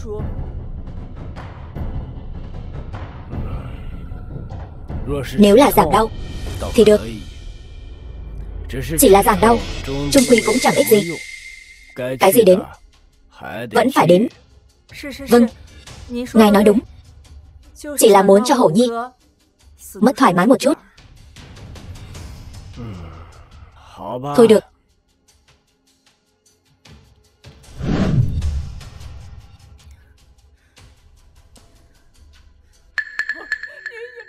Người ra ngoài đi. Người đến làm gì? Vẫn còn cứu được.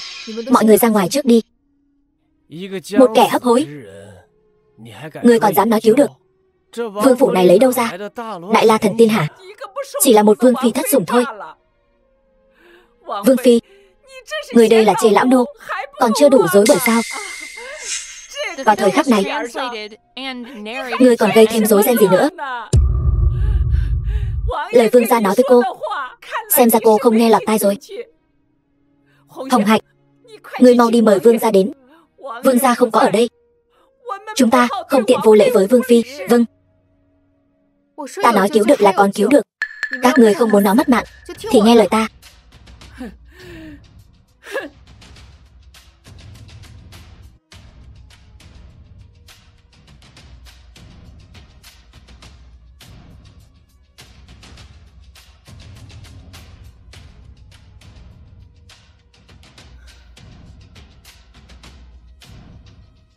Xem ra là nhiễm trùng rồi.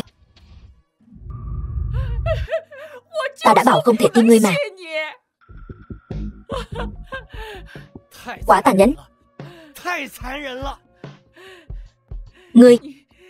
Ngươi có gì thì nhắm vào ta. Ngươi làm hại cháu ta, ta mất mạng cũng không tha cho ngươi. Tô Mặc Cương, ngươi lại giở trò gì nữa? Vương gia, xin vương gia cứu cháu ta. Vương phi, đây là muốn mạng sống của ta. Muốn mạng sống của ta mà. Ta đau. Ta đau quá. Ta đau quá đi. Đau. Đứa trẻ mới 10 tuổi, sao ngươi có thể nhẫn tâm như vậy? Người đâu? Sao? Lại muốn đánh ta phải không? Không cần gọi người, ta tự đi.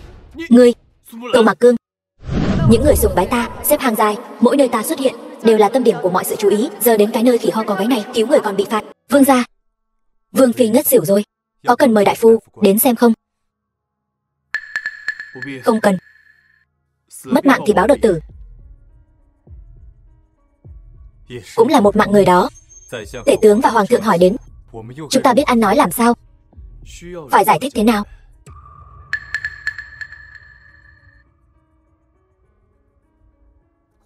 Đôi mắt của Hổ Nhi hình như không còn sưng nữa.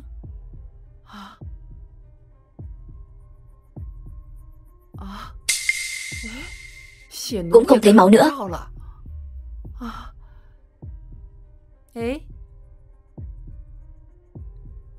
Cái này là cái gì đây? Không biết. Là thứ nữ nhân kia lúc nãy vứt ở đây. Liệu có hạ độc không? Trương đại phu đã đi rồi sao? Đi rồi. Để lại phương thuốc rồi đi. Xem ra là không có hạ độc. Hổ Nhi có thể tỉnh lại hay không, phải xem tối hôm nay. Bà ơi, con đói.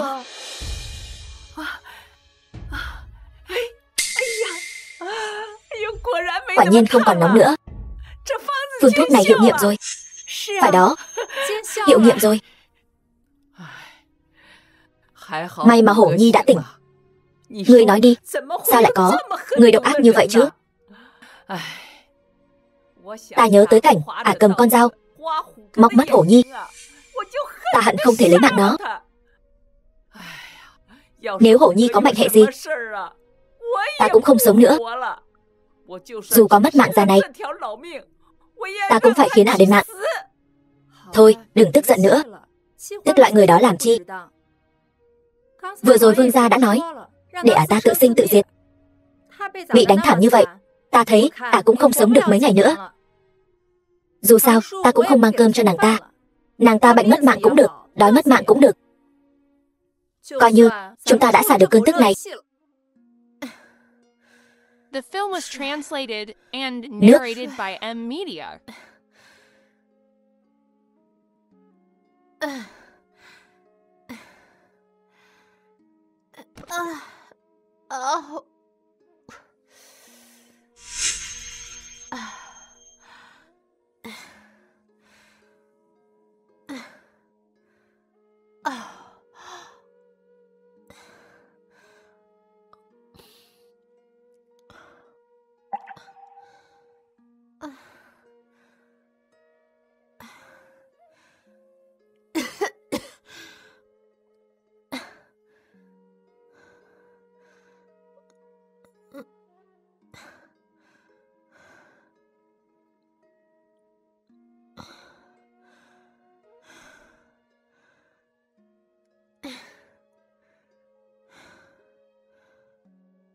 Không biết bây giờ đứa nhỏ đó thế nào rồi.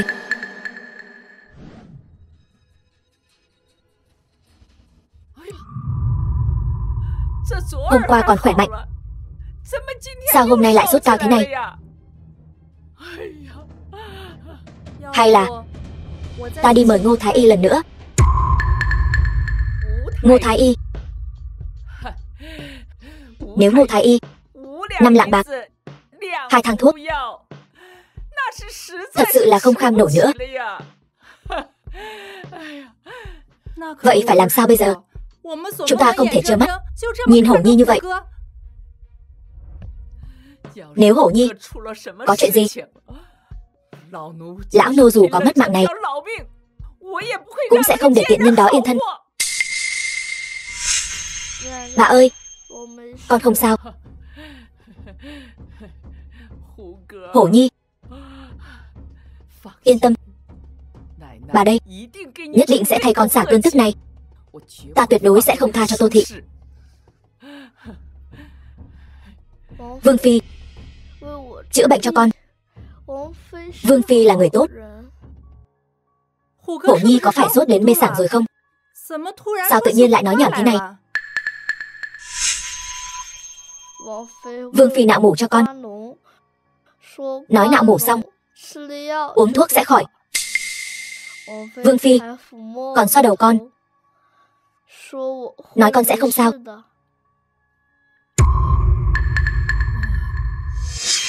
Thật sao? Nàng ta thật sự không phải muốn hại con sao? Vương Phi không hại con. Bà ơi, con lạnh.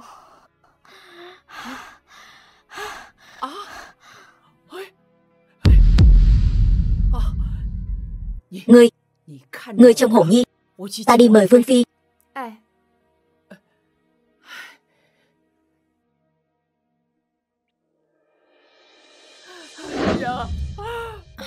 Vương Phi, là lỗi của lão nô. Lão nô cầu xin người, xin cứu Hổ Nhi.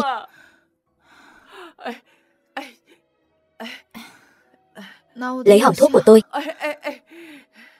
Vương ma hận tôi lắm, cũng nguyện quỳ xuống khẩn cầu. Chắc là tình hình của Hổ Nhi không tốt. Vương Phi, có phải đau đến mức không đi được không? Đừng nói nhảm, đi. Vậy thì tốt. Vậy lão nô và Hồng Hạnh sẽ ở bên ngoài hầu hạ. Nếu Vương Phi có gì cần, cứ phân phó lão nô. Nếu Hổ Nhi thật sự xảy ra chuyện, tôi sẽ liều mạng với nàng ta. Đóng cửa lại, không được nhìn trộm. Nếu không xảy ra chuyện gì, tôi không chịu trách nhiệm, không dám nhìn trộm đâu.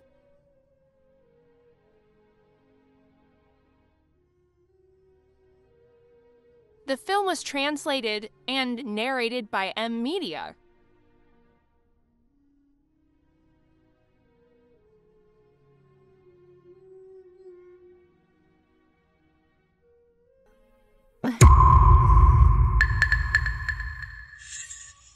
Chắc phải đến 40 độ.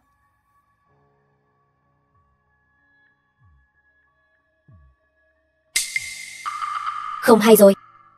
Là bột tam thất. Vết thương bị viêm mưng mủ, vậy mà còn dùng bột tam thất đắp ngoài.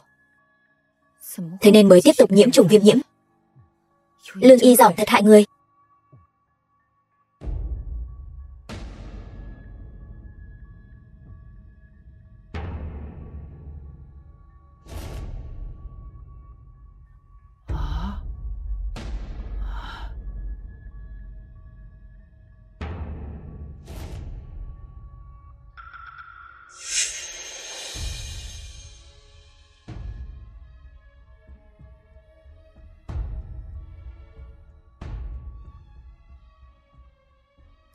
Vương Phi, thế nào rồi? Vào đi.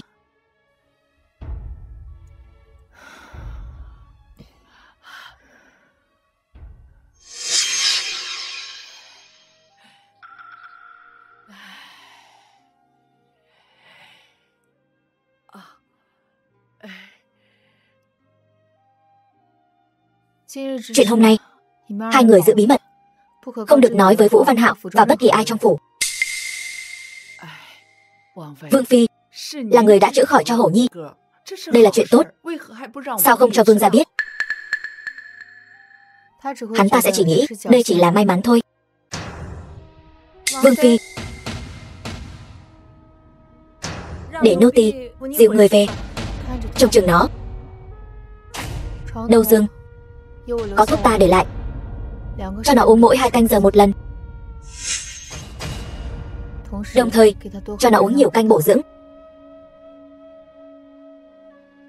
Vết thương sẽ mau lành hơn. Vương Phi, lão nô đa tạ Vương Phi đã cứu Hổ Nhi. Ân tình của Vương Phi, lão nô không biết lấy gì báo đáp. Vương Phi, lão nô lập tức sắp xếp người dọn ra một gian bếp nhỏ cho người.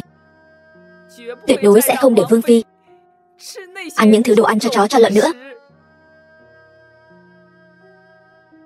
Cảm ơn. Cảm ơn. Vương Phi biết nói cảm ơn kìa. Đây là điều lão nô nên làm. Vương Phi, hỏng thuốc nặng quá, người còn chưa khỏe hẳn, vẫn nên để lão nô đưa người về.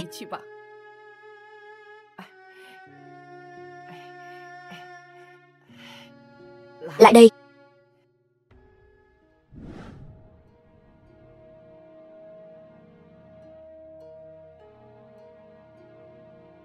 Ngươi về trước đi, ta muốn nghỉ một lát. Dạ, Vương Phi, có gì cần lão nô xin cứ phân phó.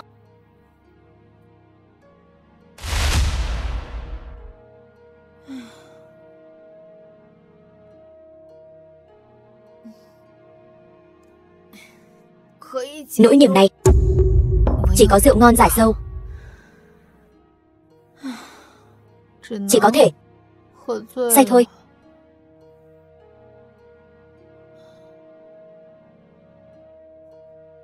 The film was translated and narrated by M Media.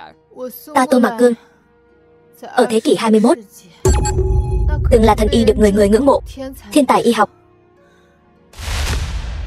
Đến cái nơi khỉ ho có gáy này, cứu người cũng phải lén lút.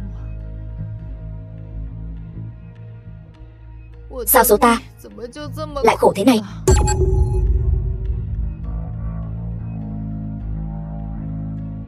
Tiểu thư, người làm sao vậy? Tiểu Điệp, không sao, vui vẻ. Ta đối thơ với người một bài. Tiểu thư, người vậy mà còn biết làm thơ nữa. Đối tiểu đương ca, nhân sinh kỳ hà, tỷ như chiêu lộ. Ngày tháng qua mau, khí khái nên hào sảng. Nỗi yêu tư khó phai, bằng gì giải sâu. Duy có rượu Đỗ Khang, áo xanh người xưa ơi, mãi vấn vương trong lòng ta. Chỉ bởi vì chàng trầm ngâm mãi đến nay. Hay lắm. Không ngờ tiểu thư không chỉ biết làm thơ mà còn làm hay đến vậy. Tiểu thư, người đừng uống nữa. Nếu để vương gia thấy người da nông nỗi này, chắc chắn sẽ nổi giận. Lão nương mặc kệ hắn là ai. Lão nương thích uống thì uống, can dự gì đến hắn. Nhưng tiểu thư, trước đây người không phải rất sợ vương gia trách người sao?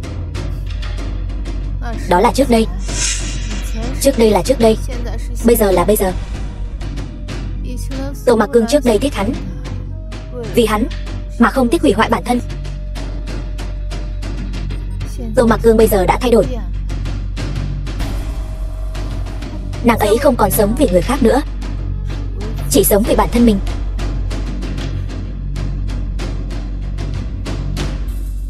Tiểu thư, mau đi giày vào. Hay lắm. Bái kiến vương gia. Hắn là ai? Bái lại cái gì? Tiểu thư, người là vương gia. Mau đi giày vào. Vương gia khỉ gió gì chứ? Quỳ lại cái gì?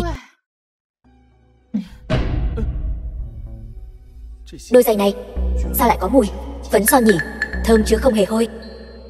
Tô Mặc Cương, người chán sống sao? Xin vương gia bớt giận. Tiểu thư, người ấy say rồi. Ai cho phép người uống rượu?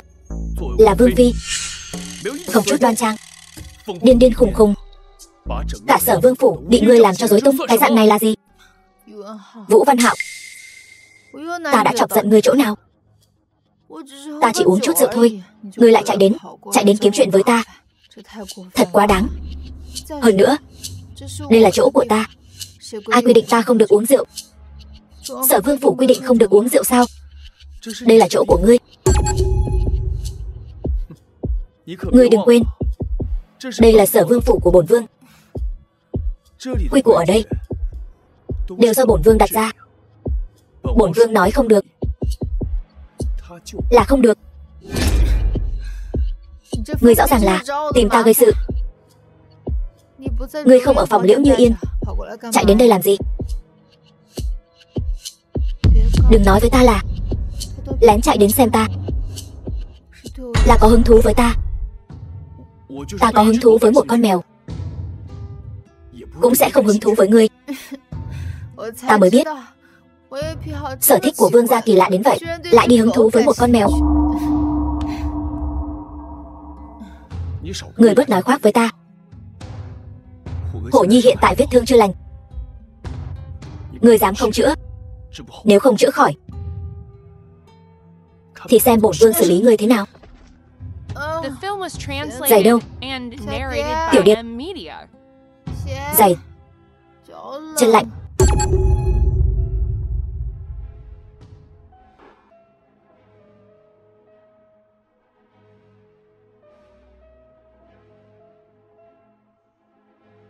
Mấy ngày nay sao không thấy Vương Mama? Ngài còn nói nữa, hiện giờ Vương Phi đã ổn định thương thế của Hổ Nhi. Vương Mama chỉ đối xử tốt với người bên Kinh Vân Hiên. Nghe nói còn làm cho Vương Phi một nhà bếp nhỏ. Thật sao? Đúng vậy. Vương Phi không biết làm sao mà đột nhiên học được y thuật. Nghe Vương gia nói, nếu nàng ấy có thể chữa khỏi thương thế của Hổ Nhi thì sẽ không trách phạt nàng ấy chuyện hạ dược ngày trước đây nữa. Nếu nàng ấy không chữa khỏi, Vương gia sẽ không bỏ qua cho nàng ấy, sẽ phạt nàng ấy thật nặng. Ý ngươi là Vương gia nói nếu nàng ta không chữa khỏi thương thế của Hổ Nhi thì sẽ trách phạt nàng ta thật nặng. Phải. Vương gia rất căm hận Vương Phi.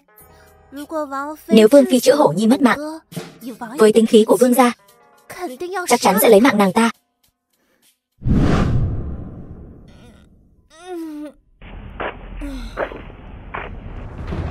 Vương Phi nương nương, Hổ Nhi sắp mất mạng rồi, người còn ngủ được sao? Vương gia đã nói Hổ Nhi bệnh tình chuyển biến xấu, rơi vào hôn mê là do người không chữa khỏi cho hắn. Bảo lão nô mang người đến đó để hỏi tội người. Hổ Nhi rõ ràng đã gần khỏi rồi, tại sao lại chuyển biến xấu? Chuyện này người phải hỏi Vương gia. Hổ Nhi hôm nay nôn mửa tiêu chảy cả một đêm, còn sốt cao, khó thở, vết thương cũng bị mưng mủ, rồi rơi vào hôn mê. Người rốt cuộc đã cho hắn dùng thuốc gì? Tại sao bệnh tình lại chuyển biến xấu? Mùi gì đây? Vừa giống mùi hoa vừa giống mùi thuốc, kỳ lạ, rất hiếm gặp.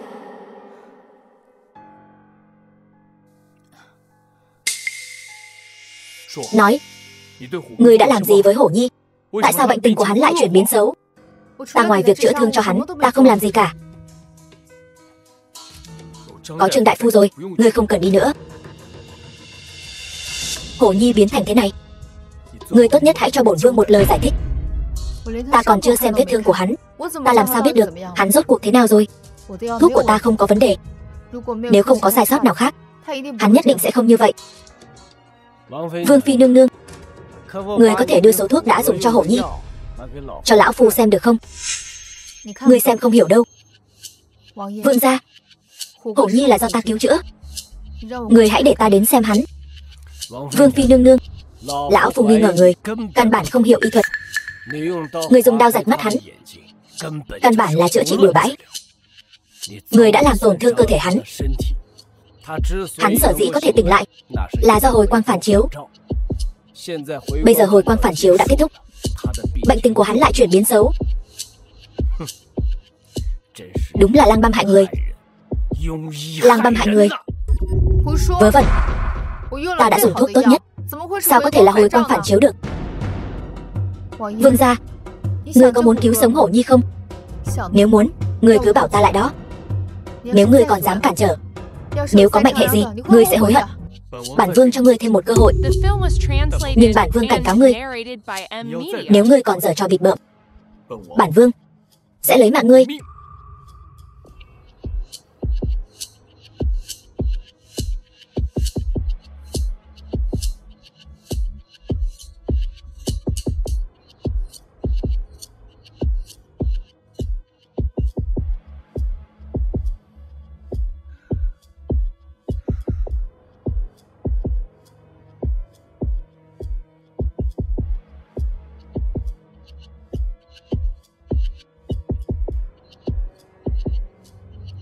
Mắt, mũi, miệng, tai của Hổ Nhi rất đen.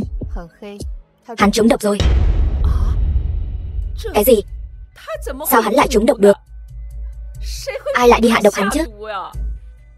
Sở Vương phi, Hổ Nhi căn bản không hề trúng độc. Lão phu đã kiểm tra rồi. Trên người hắn không có vết thương nào khác, càng không có dấu hiệu trúng độc. Hắn rõ ràng là cùng đường bí lối, có dấu hiệu sắp mất. Cho nên da mới tối sầm lại như vậy. Sai. Nếu người sắp mất mạng, ban đầu da chỉ tái nhợt chứ không đen lại. Hơn nữa, nhịp tim của Hổ Nhi vẫn bình thường, hắn vẫn còn sống. Bây giờ hắn bắt đầu đen lại, chắc chắn là trúng độc. Vương Mama, mấy ngày nay thức ăn của Hổ Nhi có gì bất thường không? Ai là người lo liệu cơm nước cho hắn? Vương phi đang nghi ngờ có người đã bỏ độc vào cơm nước của Hổ Nhi sao? Ta đã kiểm tra thân thể hắn, trên người không có bất kỳ vết kim châm hay vết thương nào khác. Ta nghĩ độc này được bỏ vào thức ăn. Bây giờ phải điều tra người phụ trách mua nguyên liệu, nấu nướng, hoặc người mang cơm đến cho hắn, chuyển lạnh xuống. Bắt hết những kẻ phụ trách mua nguyên liệu, nấu nướng và mang cơm cho Hổ Nhi đến đây. Bản vương muốn đích thân thẩm vấn kẻ nào đã hạ độc vào cơm của Hổ Nhi, kẻ nào tự thú. Bản vương còn có thể tha mạng. Nô tỳ xin thề với trời, nô tỳ tuyệt đối không làm chuyện độc ác như vậy. Nô tỳ cũng xin thề, nô tài cũng vậy. Vậy thì đi lục soát phòng bọn chúng. Nếu để bản vương tự mình tra ra, vậy thì không chỉ một mình người mất mạng đơn giản như vậy đâu. Dạ.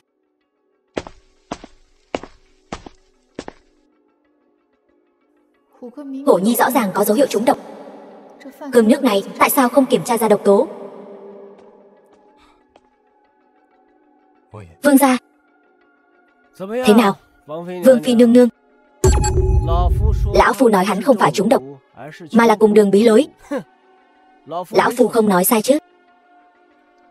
Ngươi chẳng tra ra được gì cả, mà dám nói hắn trúng độc, thật là vớ vẩn. Mùi vị này giống hệt mùi vị ta ngửi thấy trong phòng của Hổ Nhi. Chẳng lẽ Vương Phi, người phát hiện ra điều gì sao? Vương Mama, nàng ta có thể phát hiện ra gì chứ? Nàng ta nào có hiểu y thuật, chắc chỉ đang làm trò thôi. Hổ Nhi rõ ràng là không ổn rồi. Nàng ta lại nói hắn trúng độc. Ta đã kiểm tra thân thể hắn và đồ ăn rồi, hoàn toàn không có dấu hiệu trúng độc. Vương Phi nương nương, nếu người không hiểu về chữa trị thì phải nói sớm chứ. Nếu lúc trước làm theo phương pháp chữa trị của lão phu thì Hổ Nhi có lẽ đã không chuyển biến xấu. Giờ trải qua một phen như vậy của người, hắn ta lại không xong rồi. Người thực sự hại người không ít. Ta lúc đó chỉ là dự tính theo tình huống xấu nhất thôi.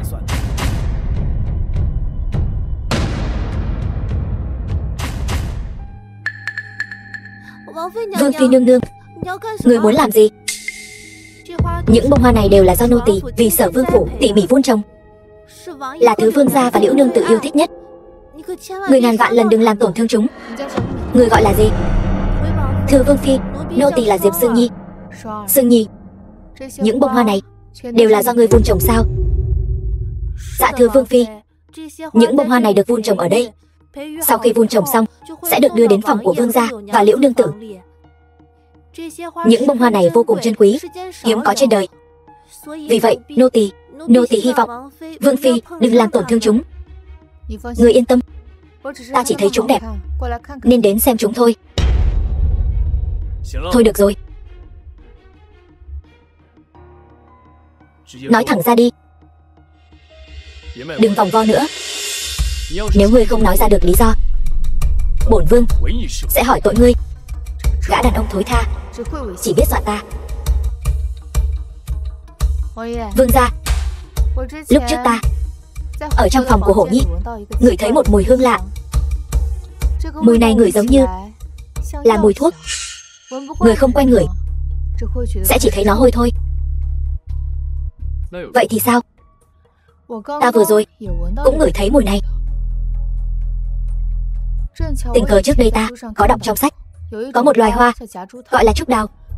Nó có màu vàng tươi, có mùi hương nồng nặc, là loài hoa chứa kịch độc. Vậy thì sao? Ta nghi ngờ có người đã mang trúc đào vào phòng của Hổ Nhi. Người thường ngửi thấy mùi này thì cùng lắm sẽ bị choáng váng buồn nôn.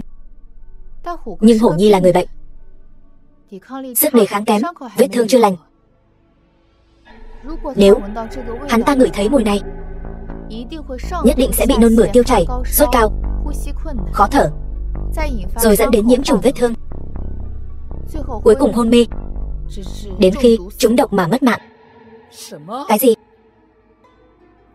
Ta vừa xem qua, là để cho căn phòng thông thoáng nên đã cho người ta mở cửa sổ phòng của Hổ Nhi.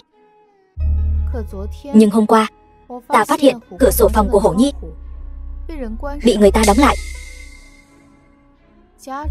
Trúc đào ở trong không gian kín, độc tính càng mạnh. Hổ Nhi từ sáng đến tối ngửi mùi hương sẽ bị trúng độc. Vì vậy có người đã mang trúc đào bưng vào phòng Hổ Nhi để ấy ngửi mùi hương, đợi Hổ Nhi hôn mê rồi bưng nó đi. Làm mà thần không biết, quỷ không hay, ai cũng chẳng phát hiện ra. Trúc đào chính là nó chính là loại độc dược nổi tiếng. Trúc đào chỉ ngửi mùi thì độc tính không mạnh lắm, không đến mức mất mạng. Nhưng một khi ăn vào,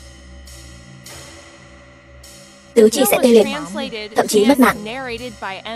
Kẻ hạ độc rất thông minh, biết bỏ độc vào đồ ăn của Hổ Nhi dễ bị phát hiện, cho nên hắn ta để Hổ Nhi ngửi mùi hương.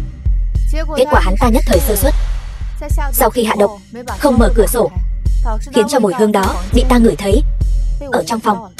Vương Phi, là Sương Nhi hạ độc. Bởi vì nô tỳ tận mắt nhìn thấy nàng ta bưng hoa đến phòng của Hổ Nhi, cũng là nàng ta. đóng cửa phòng và cửa sổ của Hổ Nhi. Lúc đó nô tỳ hỏi nàng ta vì sao lại bưng hoa đến phòng Hổ Nhi. Nàng ta nói Hổ Nhi tâm tình không tốt, bưng cho đệ ấy một chậu hoa điều chỉnh tâm tình của đệ ấy. Nàng ta còn nói trời lạnh đừng mở cửa sổ, sợ Hổ Nhi bị lạnh. Không phải ta hạ độc. Vương phi, nàng ta vu oan tôi. Ta không có hạ độc, ta chỉ thấy nó đẹp, muốn Hổ Nhi điều chỉnh tâm tình nên mới bưng vào. Ta không biết hoa này có độc, thật sự không phải ta. Dương Nhi, ngươi là người phụ trách chăm sóc hoa, chẳng lẽ không biết đây là trúc đào, không biết nó có kịch độc sao? Nhưng Vương phi, loài hoa này là hạ nhân Vương phủ đưa tới, nô tỳ kiến thức nông cạn, không biết đây gọi là gì, chỉ thấy nó đẹp. Nô tỳ chỉ thấy nó đẹp liền trực tiếp tỉ mỉ vun trồng. Đây rõ ràng là chưa từng được huấn luyện sát thủ. Nàng ta có thể bị người ta mua chuộc mới làm ra loại chuyện này. Nô tài to gan, dám hạ độc hãm hại Hổ Nhi. Nói tại sao lại làm vậy? Vương gia, Hổ Nhi còn nhỏ như vậy, Dương Nhi không thể nào vô duyên vô cớ đi hạ độc. Đằng sau chuyện này là có chủ mưu, kính xin ngài điều tra rõ ràng, trả lại công đạo cho Hổ Nhi. Đúng vậy, vương gia, xin vương gia nhất định phải lấy công bằng cho Hổ Nhi. Vương phi người ngậm máu phun người, người vu oan giá họa nô tỳ. Nô tỳ căn bản không có hạ độc, nô tỳ bị oan uổng. Người đâu? Mang hình cụ tới đây, nghiêm hình khảo vấn, nhất định phải hỏi cho ta. Dương Nhi, rốt cuộc là ai xúi giục người hại Hổ Nhi? Ngươi nếu không khai ra, ta sẽ lấy mạng ngươi. Là ta hạ độc, hoàn toàn không có chủ mưu. Dương Nhi, Hổ Nhi mới 10 tuổi, ngươi và hắn vì cớ gì kết oán? Bởi vì ta ghét Vương Mama, ta muốn hại cháu trai độc nhất của bà ta mất mạng. Ta và ngươi không thù không oán, ngươi vì sao phải ghi hận ta như vậy? Ta không tin. Dương Nhi, ngươi có phải bị người ta uy hiếp không? Hay là nói gia nhân ở trong tay người khác? Ngươi thành thật nói cho vương gia, chỉ cần ngươi chịu nói thật, vương gia sẽ giúp ngươi, còn sẽ tha cho ngươi. Bản vương khi nào cho qua loại cam kết này? Thật sao? Là thật. Ta có thể hứa với ngươi nhất ngôn cửu đỉnh, nô tỳ.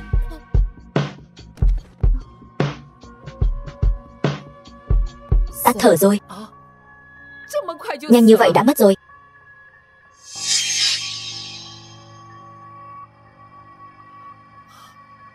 Các người mau nhìn, nàng trúng châm rồi. Đối phương muốn diệt khẩu. Dương Nhi mất rồi. Xem ra thi thể không nói được. Kẻ đứng sau màn tạm thời tra không ra. Diệp thị vệ, ngươi có từng thấy loại ngân châm này chưa? Loại độc châm này quá phổ biến, trên đường cái khắp nơi đều có. Nhìn chung sát thủ có tiếng khi hành hung thông thường sẽ làm ám hiệu trên ám khí của mình để thể hiện thực lực của mình. Thế nhưng cây ngân châm này lại không có gì cả. Rất rõ ràng là không muốn để mọi người biết thân phận của hắn thôi. Châm bình thường, nhưng độc này không bình thường. Đây là kiến huyết phong hầu, chiết xuất từ cây tiễn độc mà ra. Loại kịch độc này có thể khiến người ta tắt thở ngay. Kẻ có thể dùng loại độc này nhất định không phải người thường. Chỉ cần điều tra về phía cao thủ dùng độc, nói không chừng có thể tra ra được gì đó. Vương phi nương nương, người thật lợi hại. Sao người cái gì cũng biết vậy? Kỳ thực ta cũng không hiểu gì, ta đều xem từ trong sách ra, bắt chước người khác thôi. Khen ngươi 2 câu, ngươi lại vanh váo rồi. Hung thủ sát hại Dương Nhi nhất định chạy không xa, còn không mau đuổi theo cho ta. Dạ vương gia, thuộc hạ lập tức đi ngay. Trúc đào là kịch độc. Vương phi, có cách giải độc nào không? Không chắc chắn, nhưng ta nhất định sẽ cố gắng. Tô Mạc Cương, bản vương không cho phép ngươi không chắc chắn. Nếu Hổ Nhi có chuyện gì, bản vương sẽ lại muốn lấy ta hỏi ra lẽ phải không? Vũ Văn Hạo, chàng không thể đổi câu khác sao? Ta nghe đến phát ngán rồi. Ngươi, vương phi lá gan cũng thật lớn, lại dám nói chuyện với vương gia như vậy. Có y thuật làm nền tảng quả là tốt, ngay cả vương gia cũng chẳng làm gì được nàng ta. Ăn nhầm trúc đào, chỉ cần kịp thời rửa ruột cho bệnh nhân rồi uống thuốc là được. Nhưng tình hình của Hổ Nhi có chút khác. Nó chỉ ngửi mùi hương của trúc đào, chứ không hề ăn trúc đào. Làm sao để giải độc cho Hổ Nhi đây? Vương gia, Hổ Nhi cần được tĩnh dưỡng. Ta chữa bệnh cho nó cũng cần yên tĩnh. Phiền ngài cho những người không liên quan tất cả ra ngoài. Trong phòng chỉ để lại Tiểu Điệp giúp ta là được.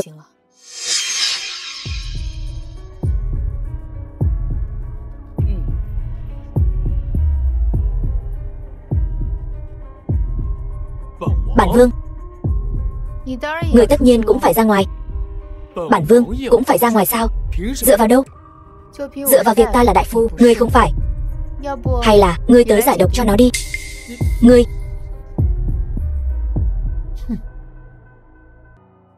Ngươi đi đóng cửa lại, mở cửa sổ ra. Dạ.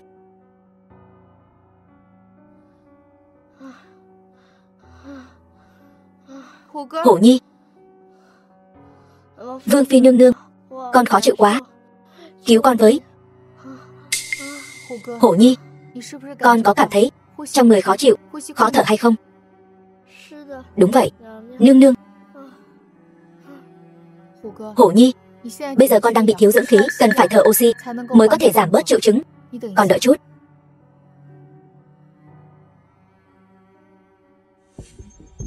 Cho ta một bình oxy.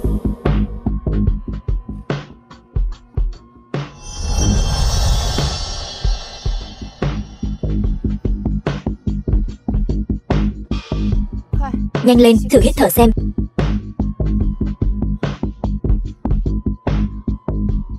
Vương phi nương nương, bây giờ con cảm thấy dễ thở hơn nhiều rồi, không còn khó chịu nữa. Tiểu thư, đây là cái gì vậy? Lấy từ đâu ra vậy? Đây là bình oxy. Hổ Nhi hiện tại đang bị thiếu oxy, cho nó thở oxy. Nó thở oxy rồi thì sẽ dễ thở hơn, cũng sẽ không mất mạng. Oxy là gì? Oxy là loại khí mà con người chúng ta cần hít thở. Nó ở trong không khí, nhưng không thể sờ, cũng không thể nhìn thấy. Nhưng nếu thiếu nó thì sẽ mất mạng.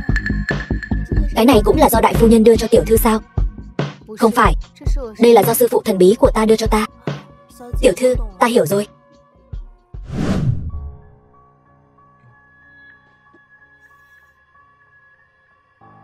Vương gia,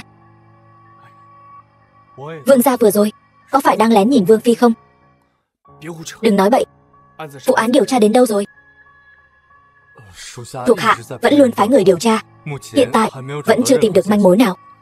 Dám ở Sở Vương phủ của bản Vương hại người, thật to gan lớn mật. Một khi bắt được hắn, ta sẽ cho hắn biết tay. Vương gia, ngài không cảm thấy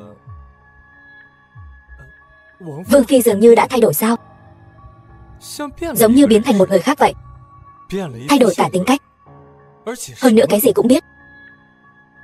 Nên là Vương phi như vậy cũng hơi hấp dẫn. Nàng ta hấp dẫn người rồi đấy. Không, thuộc hạ chỉ là thấy Vương phi hình như khác rồi, trở thành một người kỳ lạ. Nàng ta ấy chỉ là xấu xí nên làm trò thôi. Nhưng bản Vương cũng không tin sự thay đổi của một người lại lớn đến vậy. Trước đây nàng ta không biết y thuật, cũng chẳng hiểu thơ từ, sao trong nháy mắt lại cái gì cũng biết được. Diệp thị vệ, người phái vài người đến tướng phủ điều tra một chút, xem trước đây nàng ta có phải như vậy không. Vương gia, chẳng lẽ giờ ngài lại thấy Vương phi nàng ta đã thay đổi? Vương gia, ngài nói xem, Vương phi có phải bị yêu quái nhập vào không? Thay đổi cả tâm can. Nếu quả thật là vậy, chúng ta có phải nên mời đạo sĩ đến làm phép không? Để đạo sĩ tiêu diệt yêu quái trên người Vương phi, trừ khử triệt để. Làm phép thế nào? Là tìm một người dùng lửa thiêu yêu quái ra sao, khiến nó hiện nguyên hình. Những điều này thuộc hạ cũng không rõ, nhưng Vương gia ngài nghĩ mà xem. Vương phi trước đã cứu thái tử, giờ lại cứu Hổ Nhi. Chẳng lẽ Vương gia không thấy Vương phi trở nên yếu tú hơn sao? Nhỡ đâu trong thân thể Vương phi có một yêu quái ưu tú, so với trước đây vẫn tốt hơn. Nếu là như vậy, Thuộc hạ thà muốn một Vương Phi có yêu quái còn hơn là Vương Phi trước kia. Không nói chuyện ma quỷ nhảm nhí. Người đọc sách thánh hiền kiểu gì vậy? Sao còn mê tín hơn cả mấy ông bà già nữa? Bản vương không tin những thứ tà ma ngoại đạo này. Đó đều là những thứ mà kẻ thống trị dùng để củng cố địa vị, dùng để ổn định lòng dân. Vương Phi nàng ta ấy chỉ là xấu xí nên làm trò thôi. Vương gia, bệnh tình của Hổ Nhi đã ổn định rồi, ngài có muốn vào xem không? Vương Phi, Hổ Nhi tỉnh chưa? Thứ này lợi hại thật. Đây là cái gì vậy? Nếu như có mắt thì tự nhìn đi. Vương Phi làm sao vậy? Sao lại nói chuyện với mình như thế? Lúc trước vẫn tốt mà. Đây là mặt nạ dưỡng khí, dùng để cung cấp dưỡng khí cho Hổ Nhi. Hổ Nhi vừa nãy khó thở, giờ đã khá hơn nhiều rồi. Thần kỳ như vậy sao? Làm bằng chất liệu gì vậy? Đừng chạm vào, đừng làm bẩn.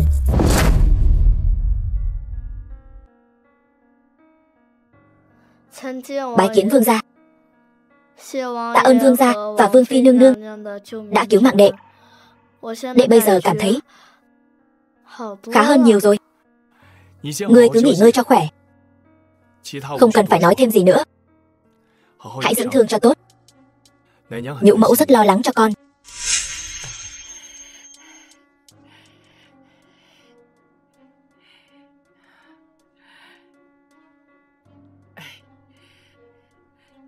Lão nô đa tạ vương gia. Tạ ơn Vương Phi nương nương. Vương gia, để phòng ngừa có kẻ hãm hại Hổ Nhi lần nữa, nhất định phải phái người theo dõi thức ăn của Hổ Nhi. Mỗi một món ăn là do ai đưa, là do ai làm, nguyên liệu do ai mua, nhất định phải ghi chép thật rõ ràng. Một khi xảy ra vấn đề, nhanh chóng tìm người. Thân thể của Hổ Nhi trải qua biến cố này đã bị tổn thương rồi, nếu lại bị thương nữa thì sẽ rất phiền phức. Bản vương biết rồi. Diệp thị vệ, từ nay về sau món ăn của Hổ Nhi sẽ do ngươi phái người phụ trách. Tuyệt đối không được để xảy ra chuyện nữa. Dạ vương gia, thuộc hạ nhất định sẽ cẩn thận. Được rồi, các người hãy chăm sóc Hổ Nhi cho tốt. Bản vương đi trước đây. Vương gia định đi ngay sao? Nàng còn chuyện gì sao? Thần thiếp không có việc gì, chỉ là hôm nay tiểu điệp đã làm rất nhiều món ngon, muốn mời vương gia đến chỗ thần thiếp ngồi một chút, nhâm nhi vài chén.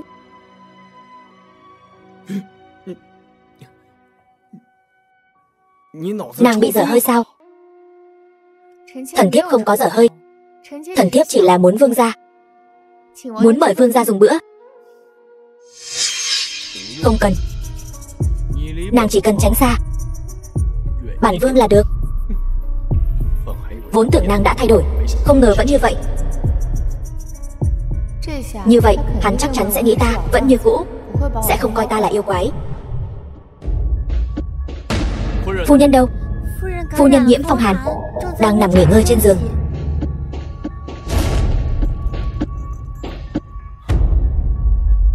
Như Yên, sao nàng lại nhiễm phong hàn mà không nói cho bản vương biết? Vương gia, Như Yên biết chàng bận rộn nhiều việc, không muốn làm phiền chàng, nên đã không cho Tiểu Đan đi nói với chàng. Như Yên, sao nàng lại ngốc như vậy chứ?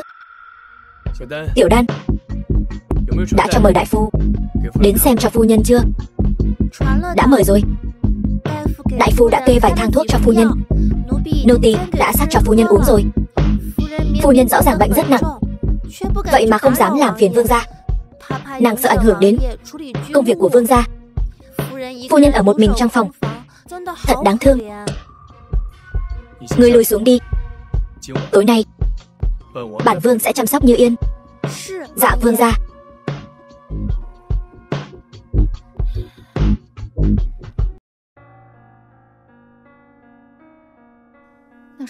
Tên thích khách có thể chính xác dùng ngân châm đâm vào huyệt đạo của Sương Nhi.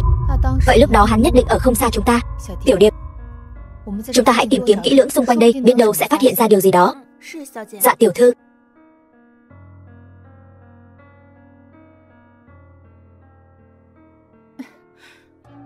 Có chuyện gì vậy tiểu thư?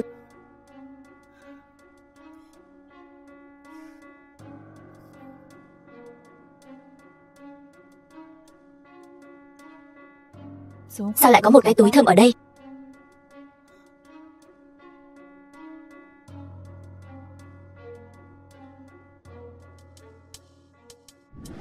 Cái túi thơm này liệu có phải của Sương Nhi không? Ta vừa hỏi đám người quét dọn hậu viện, họ đều chưa từng thấy Sương Nhi dùng túi thơm kiểu này. Hơn nữa lúc đó chúng ta thấy trên thi thể Sương Nhi, túi thơm nàng dùng là một cái màu xanh nhạt, thêu hoa mai phải không? Trên cái túi thơm này thêu hình uyên ương. Cái này rốt cuộc là của ai? Vương Phi, người phát hiện ra điều gì sao? Vương Mama, bọn ta tìm thấy một cái túi thơm, nhưng không biết là của ai. The film was translated and narrated by M Media. Đây chẳng phải là của Tiểu Đan sao? Cái gì? Tiểu Đan, thị nữ của Liễu Như Yên, liệu có phải là cùng kiểu không?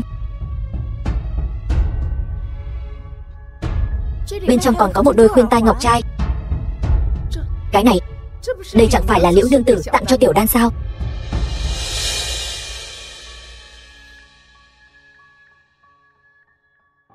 Xem ra đây thật sự là túi thơm của Tiểu Đan.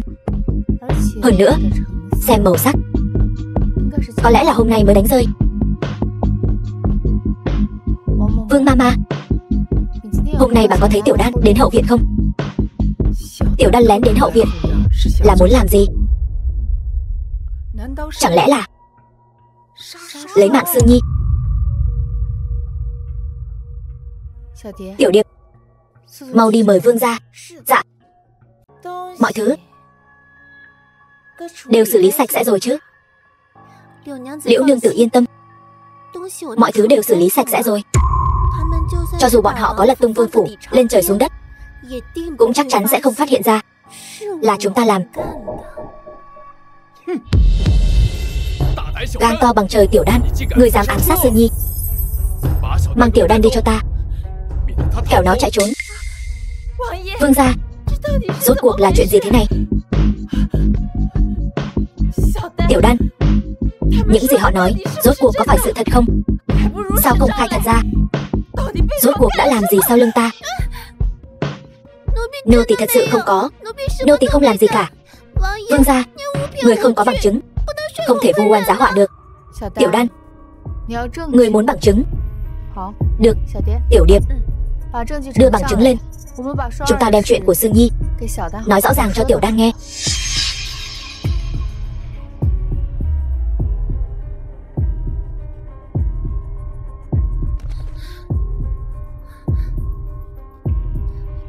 Liễu nương tử rõ ràng biết hết mọi chuyện, bây giờ lại giả vờ như không biết gì. Nàng ta thật sự rất biết giả ngốc.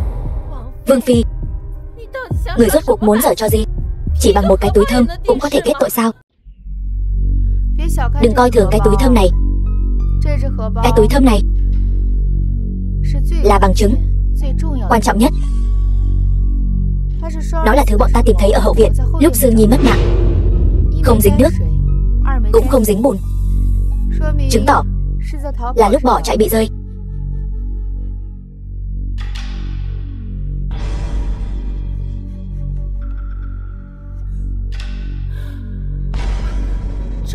Đây chẳng phải là thứ ta tặng cho Tiểu Đan sao? Sao Tiểu Đan lại cất trong túi thơm của nàng ấy? Đôi hoa tai này bản vương từng thấy người đeo rồi. Trước đây thiếp quả thật có một đôi hoa tai như vậy, nhưng mà thiếp đã tặng nó cho Tiểu Đan rồi.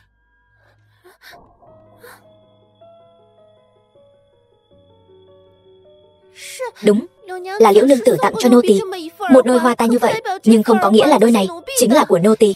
Hoa tai giống nhau, nhàn nhản khắp thiên hạ, không thể chỉ vì vậy mà vu oan giá họa cho nô tỳ. Tiểu Đan, người còn dám chối sao? Người xem đáy cái túi thơm này, ở trên đó rõ ràng là thêu một chữ Đan.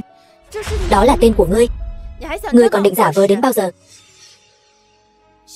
Tiểu Đan, còn không khai ra mau. Tiểu Đan, ta đối đãi với ngươi không tệ, Sao ngươi có thể làm ra chuyện như vậy? Translated and narrated by M Media. Ngươi nói đi, có phải ngươi làm không?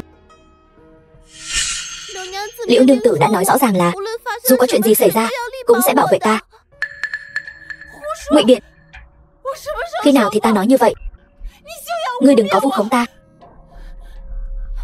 Vương gia, chuyện này là do Liễu nương tử sai khiến thiếp làm. Là nàng ta thưa vương gia. Cái gì? Ta không có. Vương gia, chàng hãy tin thiếp. Vương gia, không phải đâu. Người đâu? Áp giải tiểu đan xuống cho ta.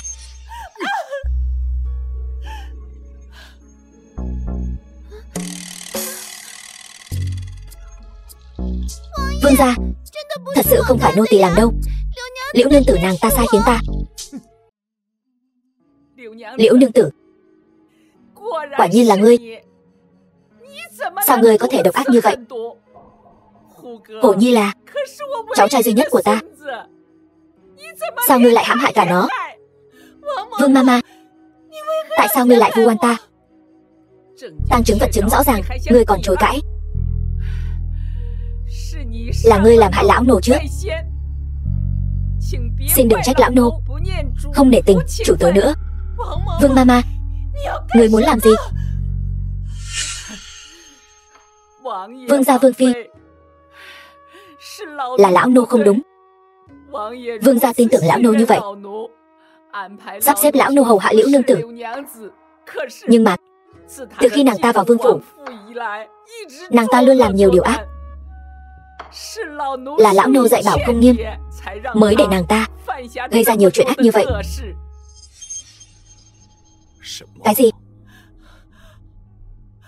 Vương gia, tuyệt đối không có chuyện đó. Nhũ mẫu, người cứ nói tiếp đi. Hôm sinh nhật của vương gia, chuyện tiểu quận chúa rơi xuống nước là do nàng ta sai người làm. Lúc đó nàng ta đoán chắc vương phi nhân từ, nên muốn lợi dụng chuyện tiểu quận chúa rơi xuống nước để hãm hại vương phi. Cái gì? Tiểu quận chúa mới 5-6 tuổi, sao cô lại nhẫn tâm lợi dụng nó? Vương gia, thiếp không có.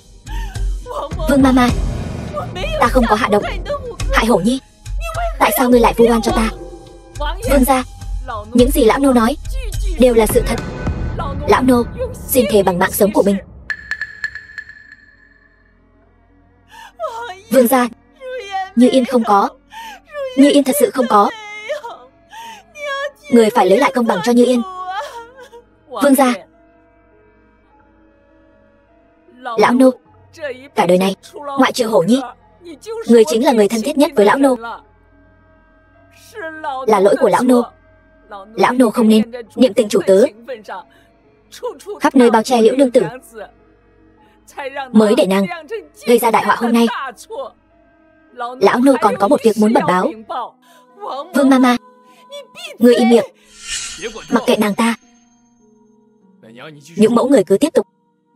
Ngày vương gia và vương phi thành thân, người đã cứu vương gia, không phải Liễu nương tử.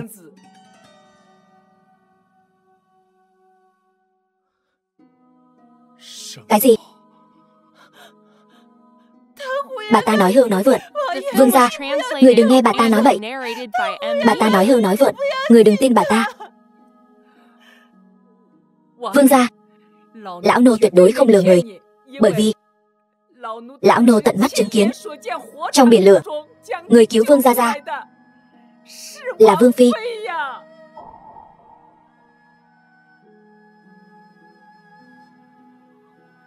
Cái gì? Vương phi? Phải, chính là vương phi, người có vết sẹo, thường khiến vương gia vừa nhìn đã thấy ghét, đã cứu người đó. Nếu ngươi đã mạo hiểm cứu bổn vương, tại sao ngươi không nói sớm?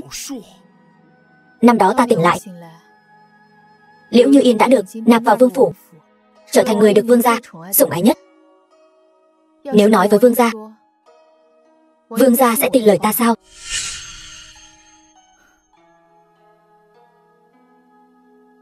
E là vương gia chỉ cho rằng ta đang tranh công.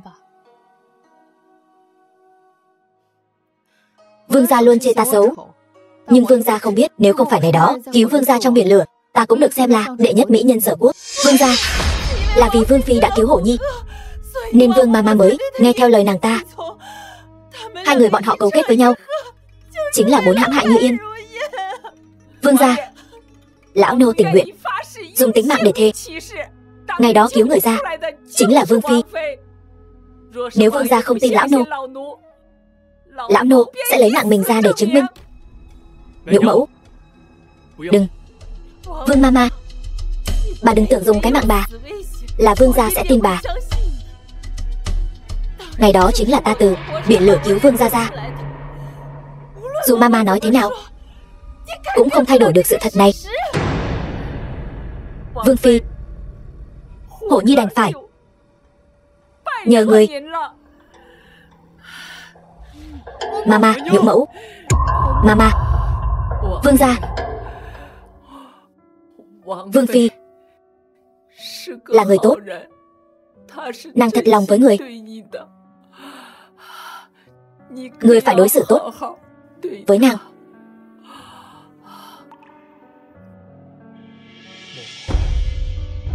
Mama,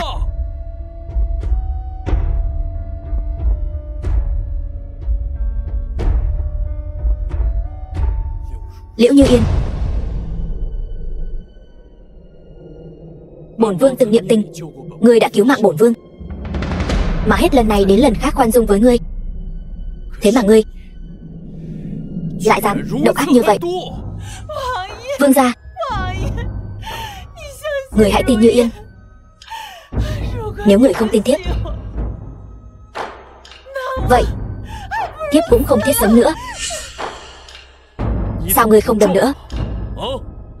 Vương gia, Như Yên không có lỗi. Như Yên thật lòng yêu người.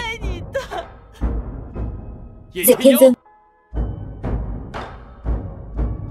áp giải nàng ta, đưa vào tông nhân phủ cho ta, tùy ý xử trí.